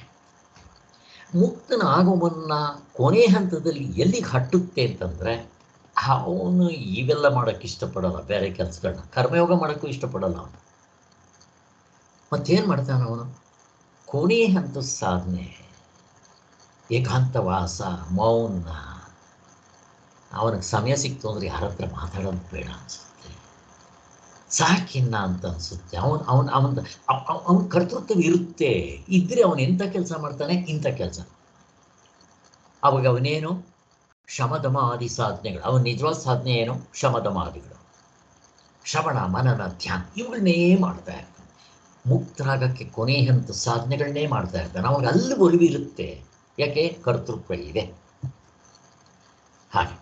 ಆದರೆ ಇನ್ನು ರಜೋಗುಣದವರಿಗೆ ನಾನು ಅದು ಮಾಡಬೇಕು, ಇದು ಮಾಡಬೇಕು, ಅದು ಮಾಡಬೇಕು, ಹೆಸರು ಸಂಪಾದನೆ ಮಾಡಬೇಕು, ಅದು ಬರಬೇಕು, ನಾ ಟಸಪಸಪಸ ಅಂತ ಇರಬೇಕು. ಅವರು ಇನ್ನೂ ರಜಗುಣದಲ್ಲಿ ಇರ್ತಾರೆ, ಅವರು ಸತ್ವಗುಣಕ್ಕೆ ಬಂದಿಲ್ಲ. ಬರಬೇಕು. ರಜೋಗುಣ ಮೀರಿ ಸತ್ವಗುಣ ಬಂದ್ರೇ ಅವನು ಅಲ್ಲಿಂದ ಮತ್ತೆ ಗುಣಾತೀತನಾಗೋದಕ್ಕೆ ಹತ್ರ ಬರೋದು.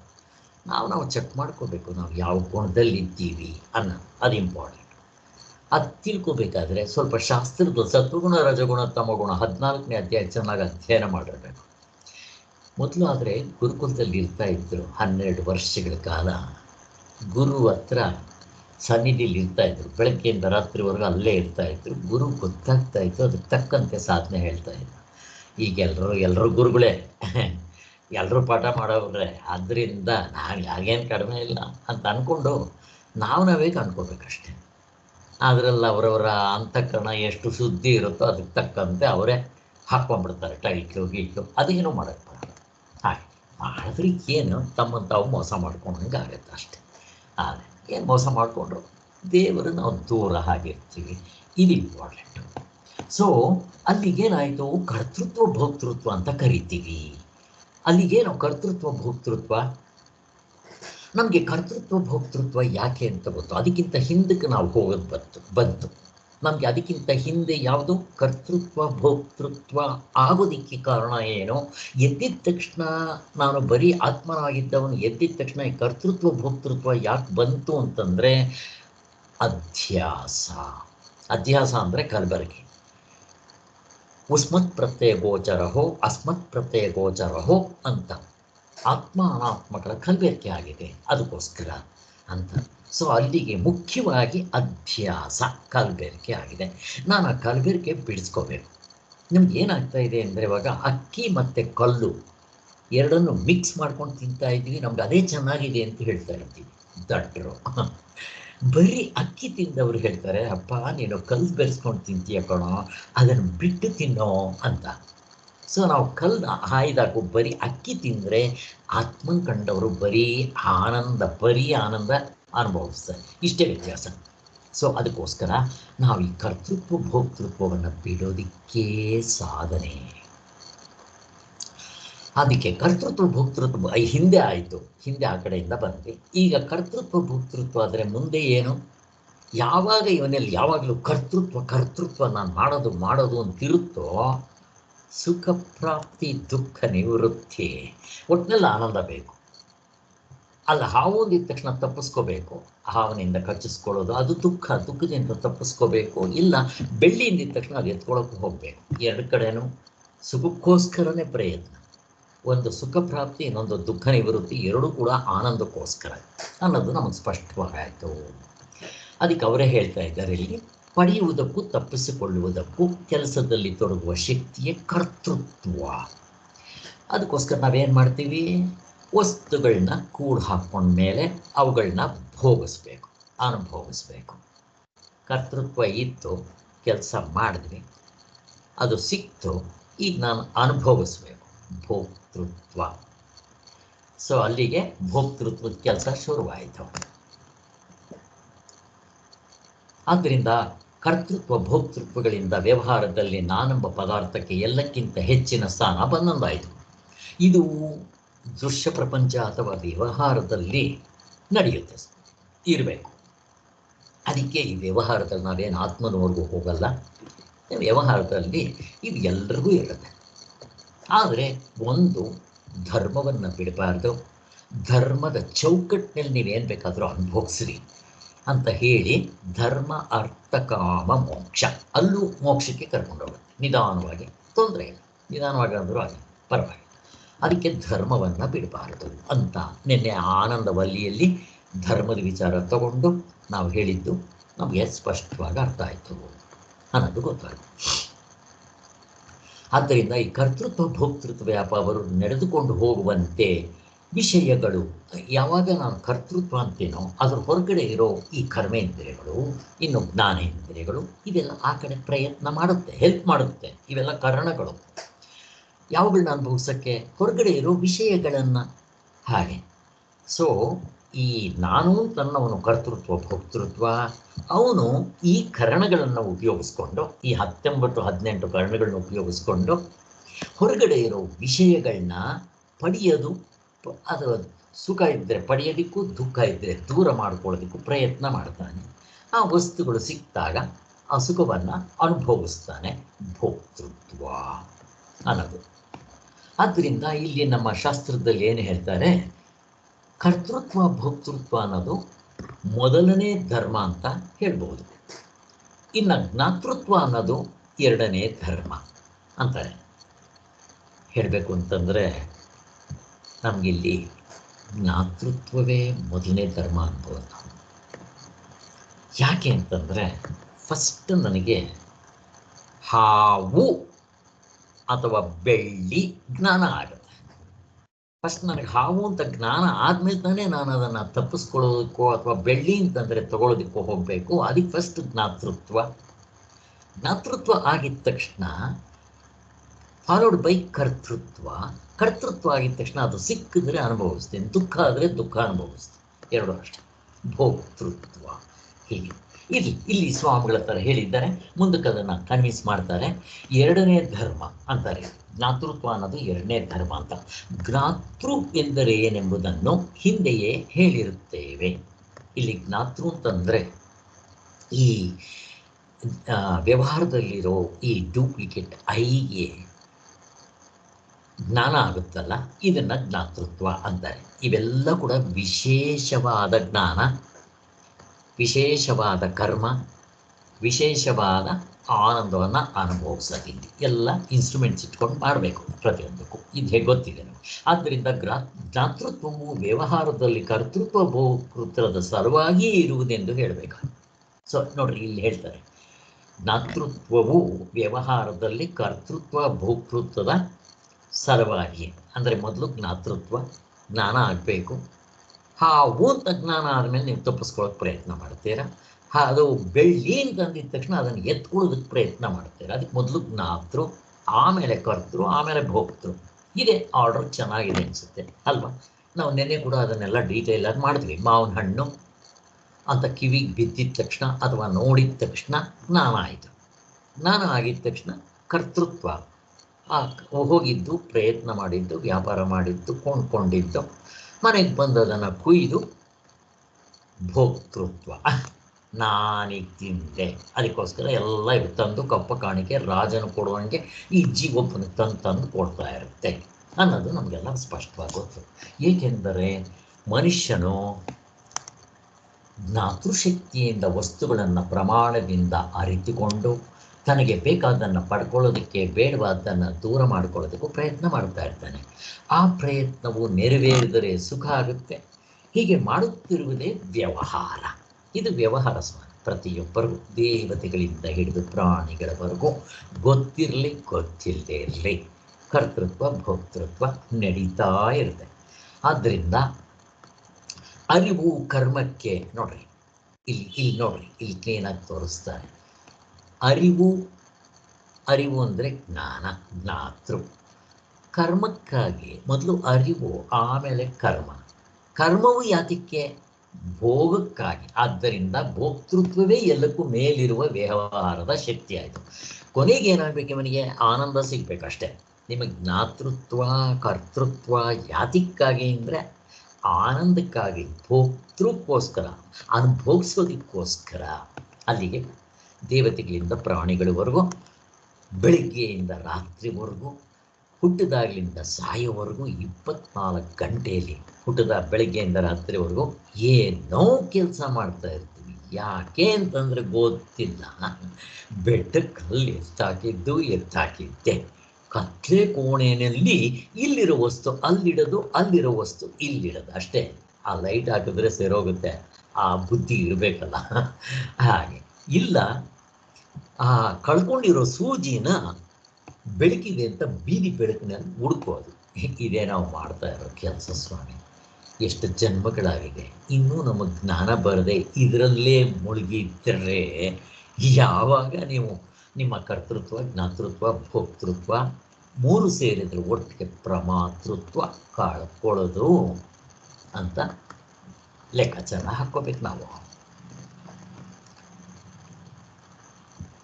ಆದ್ದರಿಂದ ನಾನೆಂಬ ಪದಾರ್ಥದಲ್ಲಿ, ಈ ಡೂಪ್ಲಿಕೇಟ್ ಐನಲ್ಲಿ ಭೋಕ್ತೃತ್ವವಿರುವುದರಿಂದಲೇ ಜನರು ಸಂಸಾರವು ಸುಖಮಯವಾಗೋದಕ್ಕೆ ಹಿಗ್ಗಿ ವಿಷಯಗಳ ಸಂಪಾದನೆಗೆ ಮುಂದೆಗಡೆ ನುಗ್ತಾ ಇರ್ತಾರೆ ಅಂತ. ಸೊ ಹೊರಗಡೆ ವಿಷಯಗಳ ಕಡೆ, ಅದಕ್ಕೆ ಇದಕ್ಕೇನಂತಾರೆ? ಪರಾಗ್ ದೃಷ್ಟಿ ಅಂತಾರೆ. ನಮ್ಗೆ ಈ ವಿಚಾರ ಗೊತ್ತಾದ ಮೇಲೆ ನಿತ್ಯಾನಿತ್ಯ ವಸ್ತುಗಳ ವಿವೇಕ ಇವುಗಳೆಲ್ಲ ಮಾಡಿಕೊಂಡು ನಿಜವಾದ ಆನಂದ ನನ್ನ ಒಳಗಡೆ ಇದೆ ಅಂತ ಅಂದ್ಕೊಂಡಾಗ ನನಗಿವಾಗ ಪರಾಗ್ ದೃಷ್ಟಿ ಆಗಲ್ಲ. ಮತ್ತೇನಾಗುತ್ತೆ? ಪ್ರತ್ಯಕ್ ದೃಷ್ಟಿ, ಒಳದೃಷ್ಟಿ. ನಮ್ಮನ್ನು ಮೆತ್ತಿಗೆ ಆತ್ಮದ ಕಡೆ ಕರ್ಕೊಂಡು ಹೋಗೋದು ಇದಾಗಬೇಕು. ನನಗೆ ವಿಷಯಗಳ ಕಾಮದಿಂದ ತಪ್ಪಿಸಿ, ಮೊದಲು ನನಗೆ ವಿಷಯಗಳ ಕಡೆ ಕಾಮ ಇರುತ್ತೆ. ವಿಷಯಗಳ ಕಡೆ ಕಾಮ ಹೋಗಿ ನನಗೆ ಆತ್ಮಕಾಮನಾಗಬೇಕು, ಮೋಕ್ಷವೇ ಬೇಕು ಅನ್ನೋ ಕಾಮ ಆಗಬೇಕು. ಆವಾಗ ಜಿಜ್ಞಾಸತ್ವ ಬರೋದು. ಅದಾದ ಮೇಲೆ ಅವನು ಆಪ್ತಕಾಮನಾಗ್ತಾನೆ, ಆಮೇಲೆ ಅಕಾಮನಾಗ್ಬಿಡ್ತಾನೆ. ಅವನ ಆತ್ಮನ ಕಂಡಿದ್ದ ತಕ್ಷಣ ಅವನಲ್ಲಿರೋ ಕಾಮವೆಲ್ಲ ಇರದೇ ಇಲ್ಲ, ಹಿಂದಿಲ್ಲ, ಈಗಿಲ್ಲ, ಮುಂದಿಲ್ಲ. ಕಾಮ ಇಲ್ಲದೆ ಇದ್ಮೇಲೆ ಕರ್ತೃತ್ವ ಭೋಕ್ತೃತ್ವ ಎಲ್ಲಿ? ಕರ್ತೃತ್ವ ಭೋಕ್ತೃತ್ವ ಇಲ್ಲದೆ ಇದ್ಮೇಲೆ ಏನು ಶರೀರಕ್ಕೆ ಬೆಲೆ? ಹೀಗೆ ಹಿಂದೆಂದಕ್ಕೆ ಹೋಗ್ಬಿಡುತ್ತೆ. ಅವನ ಜ್ಞಾನ ಆಗಿದ ತಕ್ಷಣ ನಿಜವಾದ ಸ್ವರೂಪ ಅವನು ಗುರುತಿಸಿದಾಗ ಇಷ್ಟೆಲ್ಲ ವಾಪಸ್ಸಾಗತ್ತೆ. ಆದ್ದರಿಂದ ನಾನೆಂಬ ಭೋಕ್ತೃವಿಲ್ಲದೆ ವ್ಯವಹಾರವೇ ಇಲ್ಲ. ವ್ಯವಹಾರವೆಂಬ ಹೊಲದ ಕಣಕ್ಕೆ ಇದೇ ಮೇಟಿಗೆ.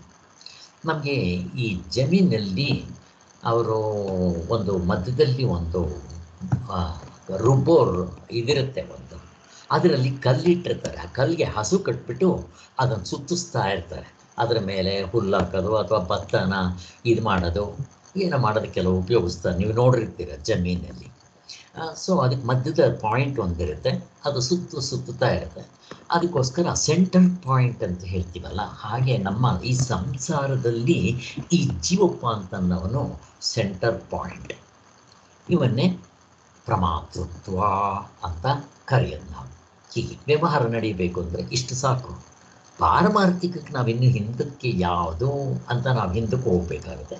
ಹೀಗೆಲ್ಲ ನಾವು ಅದಕ್ಕೆ ಪರಮಾರ್ಥ ಚಿಂತಾಮಣಿಯಲ್ಲಿ ಹಿಂದಕ್ಕೆ ಕರ್ಕೊಂಡು ಹೋಗಿದ್ದಾರೆ ಅಂತ ಅದನ್ನು ಒಂದು ಎಕ್ಸಾಂಪಲ್ ಕೊಡ್ತಾರೆ. ಇದರ ಸುತ್ತಲೂ ನಮ್ಮ ಸಂಸಾರವೆಲ್ಲೂ ಸುತ್ತುತ್ತಾ ಇರುತ್ತೆ. ಇದಕ್ಕೆ ಹಿತವಾಗಿರುವಂತೆ ಸ್ವಲ್ಪ ಆಯಾಸದಿಂದ ಬೇಕಾದಷ್ಟು ಸಾಮಗ್ರಿಯನ್ನು ಒದಗಿಸಿಕೊಂಡು ತನಗೆ ಬೇಕಾದವ್ರನ್ನ ಹತ್ತಿರ ಇಟ್ಕೊಂಡು ಬೇಡದವ್ರನ್ನ ದೂರಕ್ಕೆ ಹಟ್ಟಿ, ಇನ್ನೂ ಅವಕಾಶ ಸಿಕ್ತು ಅಂದರೆ ಅವ್ರನ್ನ ಅವಶ್ಯ ಬಿದ್ದರೆ ಕೊಂದಾಕೋದಕ್ಕೂ ರೆಡಿ ಆಗಿಬಿಡ್ತೀವಿ ನಾವು.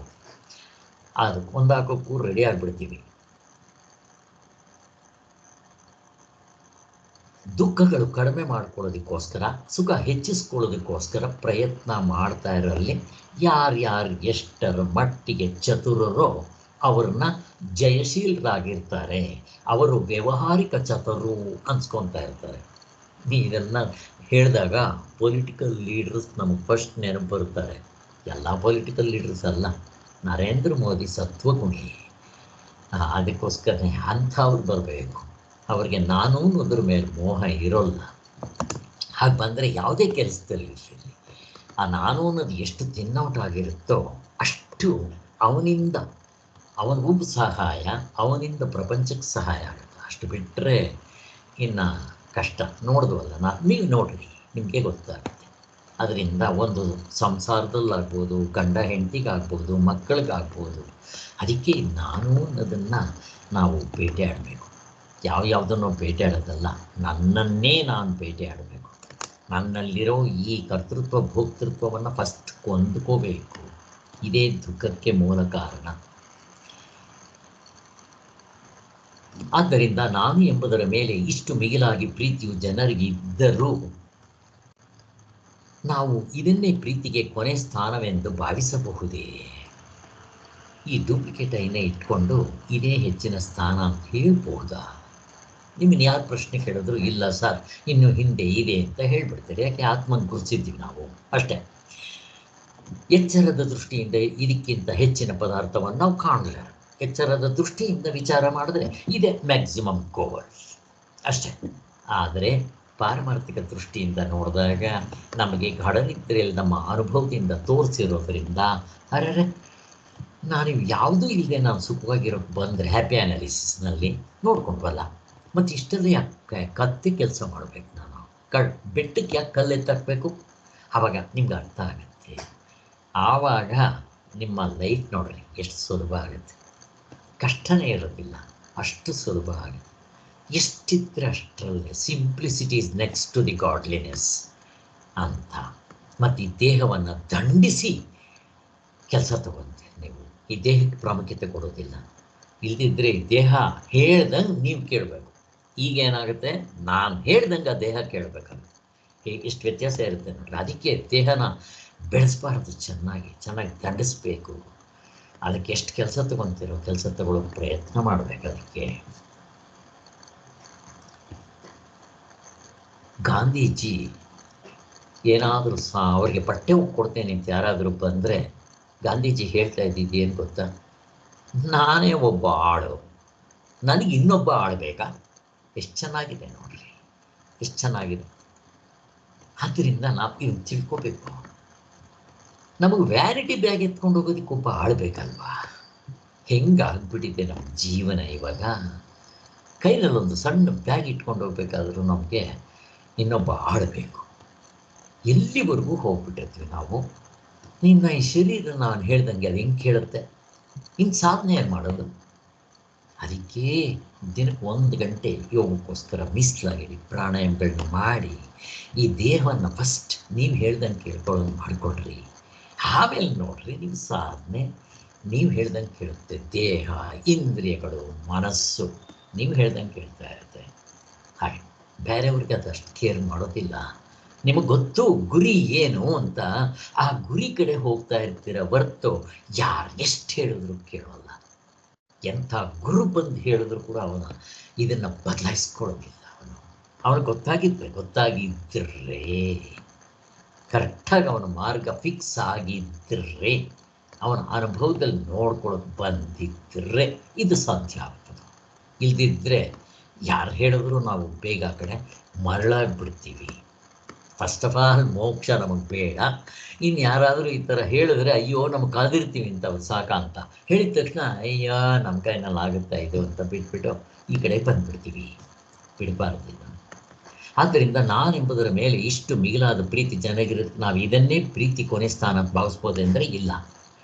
ಎಚ್ಚರದ ದೃಷ್ಟಿಯಿಂದ ಹೆಚ್ಚೆ ಸ್ಥಾನ ಕೊಟ್ಟರು ಅದರ ಹಿಂದೆ ತಿಳಿದಿರುವ ಪೂರ್ಣ ದೃಷ್ಟಿಯನ್ನು ಅವಲಂಬಿಸಿದರೆ ನಾನು, ಭೋಗ್ಯ, ಭೋಗ್ಯ, ಭೋಕ್ತೃ ಭೋಗ ಭೋಗ್ಯ ಎಲ್ಲವನ್ನೂ ಒಳಗೊಂಡಿರುವ ಎಚ್ಚರವನ್ನೇ ನೋಡುವ ಸಾಕ್ಷಿ ಸ್ವರೂಪ ನನ್ನದಪ್ಪ. ಹೇಗಿದೆ ನೋಡಿ, ಬರೀ ಈ ಜುಜುಬಿ ನಾನು ನೋಡ್ಬೇಕಾ? ಈ ಜುಜುಬಿ ನಾನು ಅವಸ್ಥೆ ಒಳಗಡೆ ಒಂದು ಪಾಯಿಂಟ್, ಮತ್ತೆ ಆದಿ ಭೌತಿಕ ಅವಸ್ಥೆ ಒಳಗಡೆನೆ ಆದಿ ದೈವಿಕ ಅವಸ್ಥೆ ಒಳಗಡೆ ಕಾಲ ದೇಶ ಕಾರ್ಯಕಾರಣವೆಲ್ಲ ಅವಸ್ಥೆ ಒಳಗಡೆ ಅವಸ್ಥೆನೇ ಉಂಡೆ ಮಾಡಿ ಪೂರ್ತಿಯಾಗಿ ನೋಡುವಂಥ ಕಲೆ ಶಕ್ತಿ ನಾನು ನಿಜವಾದ ನಾನು. ಅದು ನಾವು ಕಂಡುಕೊಂಡಿದ್ದೀವಿ, ಗುರುತಿಸಿದ್ದೀವಿ, ಅದನ್ನು ಹೇಳ್ತಾ ಇದ್ದಾರೆ. ಈ ನಾನು ಎಂಬ ಪದಾರ್ಥದ ಮೇಲೆ ಇರುವ ಹೆಚ್ಚಿನ ಅಭಿಮಾನವು ಆವಾಗ ಕಡಿಮೆ ಆಗ್ತಾ ಬರುತ್ತೆ. ಯಾವಾಗ ನಾನು ಅದನ್ನು ಗುರುತಿಸ್ತೀನೋ, ಜೊತೆಗೆ ಸ್ವಲ್ಪ ಸಾಧನೆ ಮಾಡ್ತೀನೋ, ಆಗ ನನಗೆ ಈ ಶರೀರದ ಮೇಲೆ ಮೋಹ ಕಡಿಮೆ ಆಗ್ತಾ ಬರುತ್ತೆ. ಬರೀ ನನ್ನದ್ರ ಮೇಲೆ, ಈ ಡೂಪ್ಲಿಕೇಟ್ ನಾನು ಮೇಲೆ ಮಾತ್ರ ಅಲ್ಲ, ನನ್ನದ್ರ ಮೇಲೆ ಮಾತ್ರ ಅಲ್ಲ, ಇದಕ್ಕಿಂತ ಹೊರಗಡೆ ನನ್ನದರ ಮೇಲೆ ಕೂಡ ಹೆಂಡತಿ, ಮಕ್ಕಳು, ಮನೆ, ಮಠ, ಆಸ್ತಿ ಪಾಸ್ತಿ ಎಲ್ಲದರ ಮೇಲೂ ನಿಮಗೆ ಮೋಹ ಕಡಿಮೆ ಆಗುತ್ತೆ.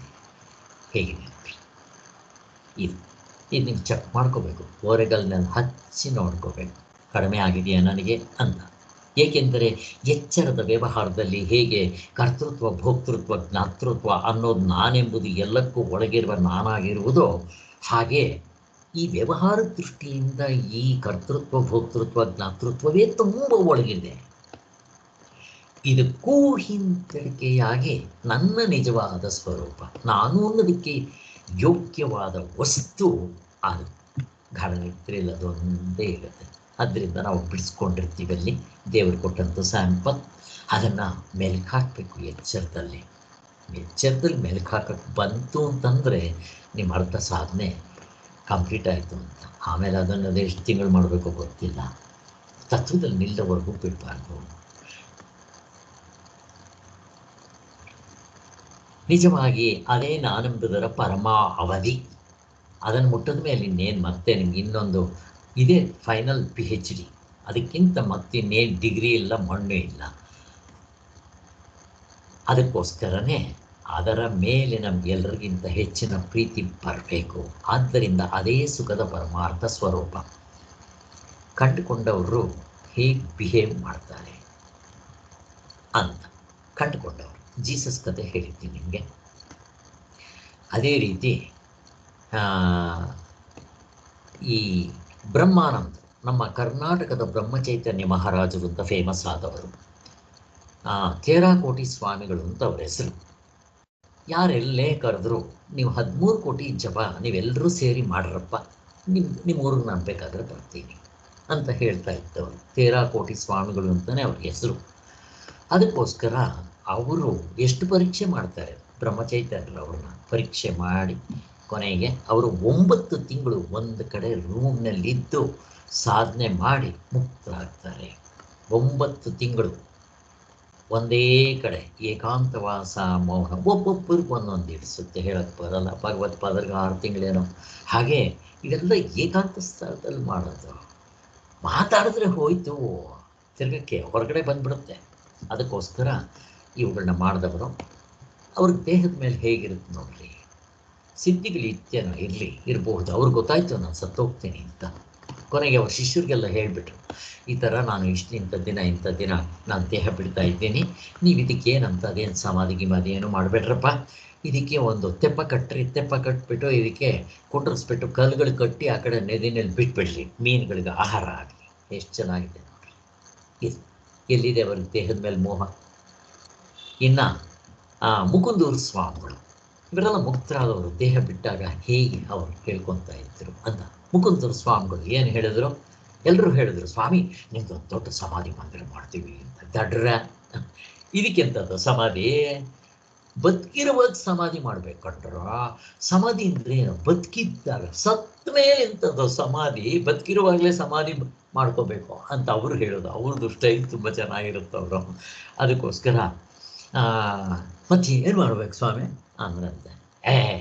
ಸತ್ತರೆ ಅಲ್ಲೊಂದು ಬಳ್ಳಿಗಿಲಿ ತಗೊಂಡು ಈ ಕಡೆ ಕಾಲಕ್ಕೆ ಕಟ್ಟಿ ಆ ಕಡೆ ಎಳ್ದು ಹಾಕ್ಬಿಟ್ರೋ ಕಾಡಿಗೆ.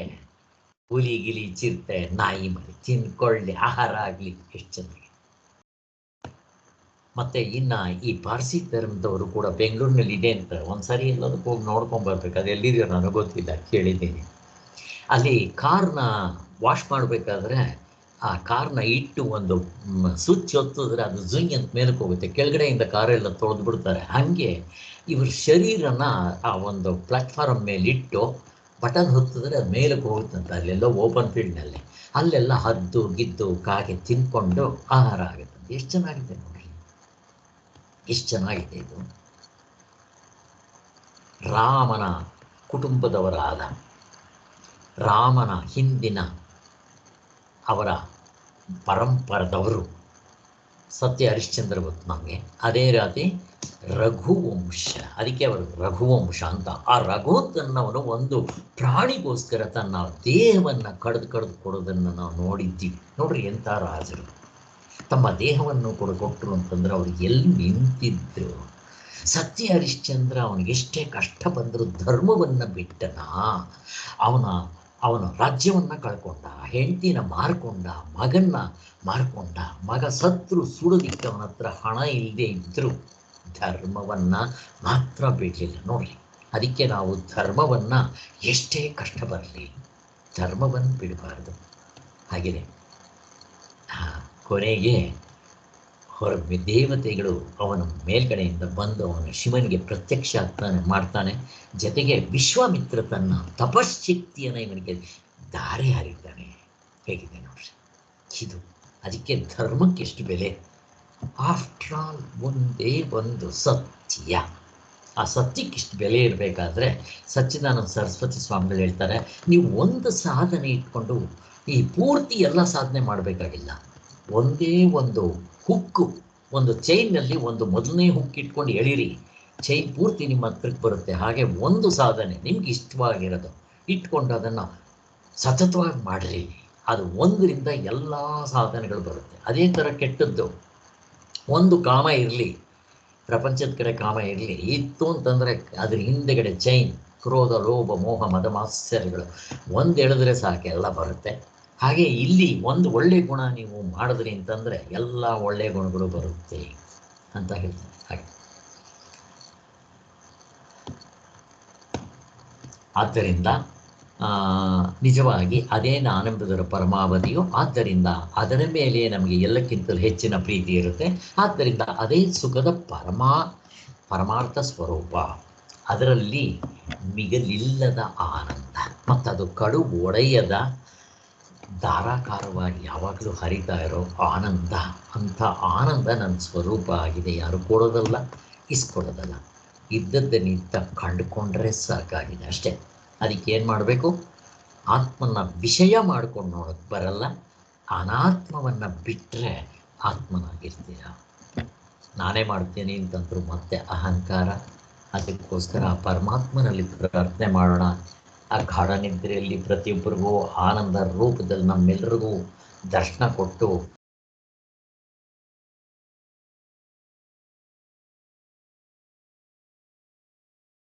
ಅಂತ ಗುರುಗಳನ್ನ, ಭಗವಂತನ ಕೇಳಿಕೊಂಡು ಮುಗಿಸೋಣ. ಓಂ ಶಾಂತಿ ಶಾಂತಿ ಶಾಂತಿ. ಜೈ ಗುರುದೇವ್, ಜೈ ಶ್ರೀರಾಮ್.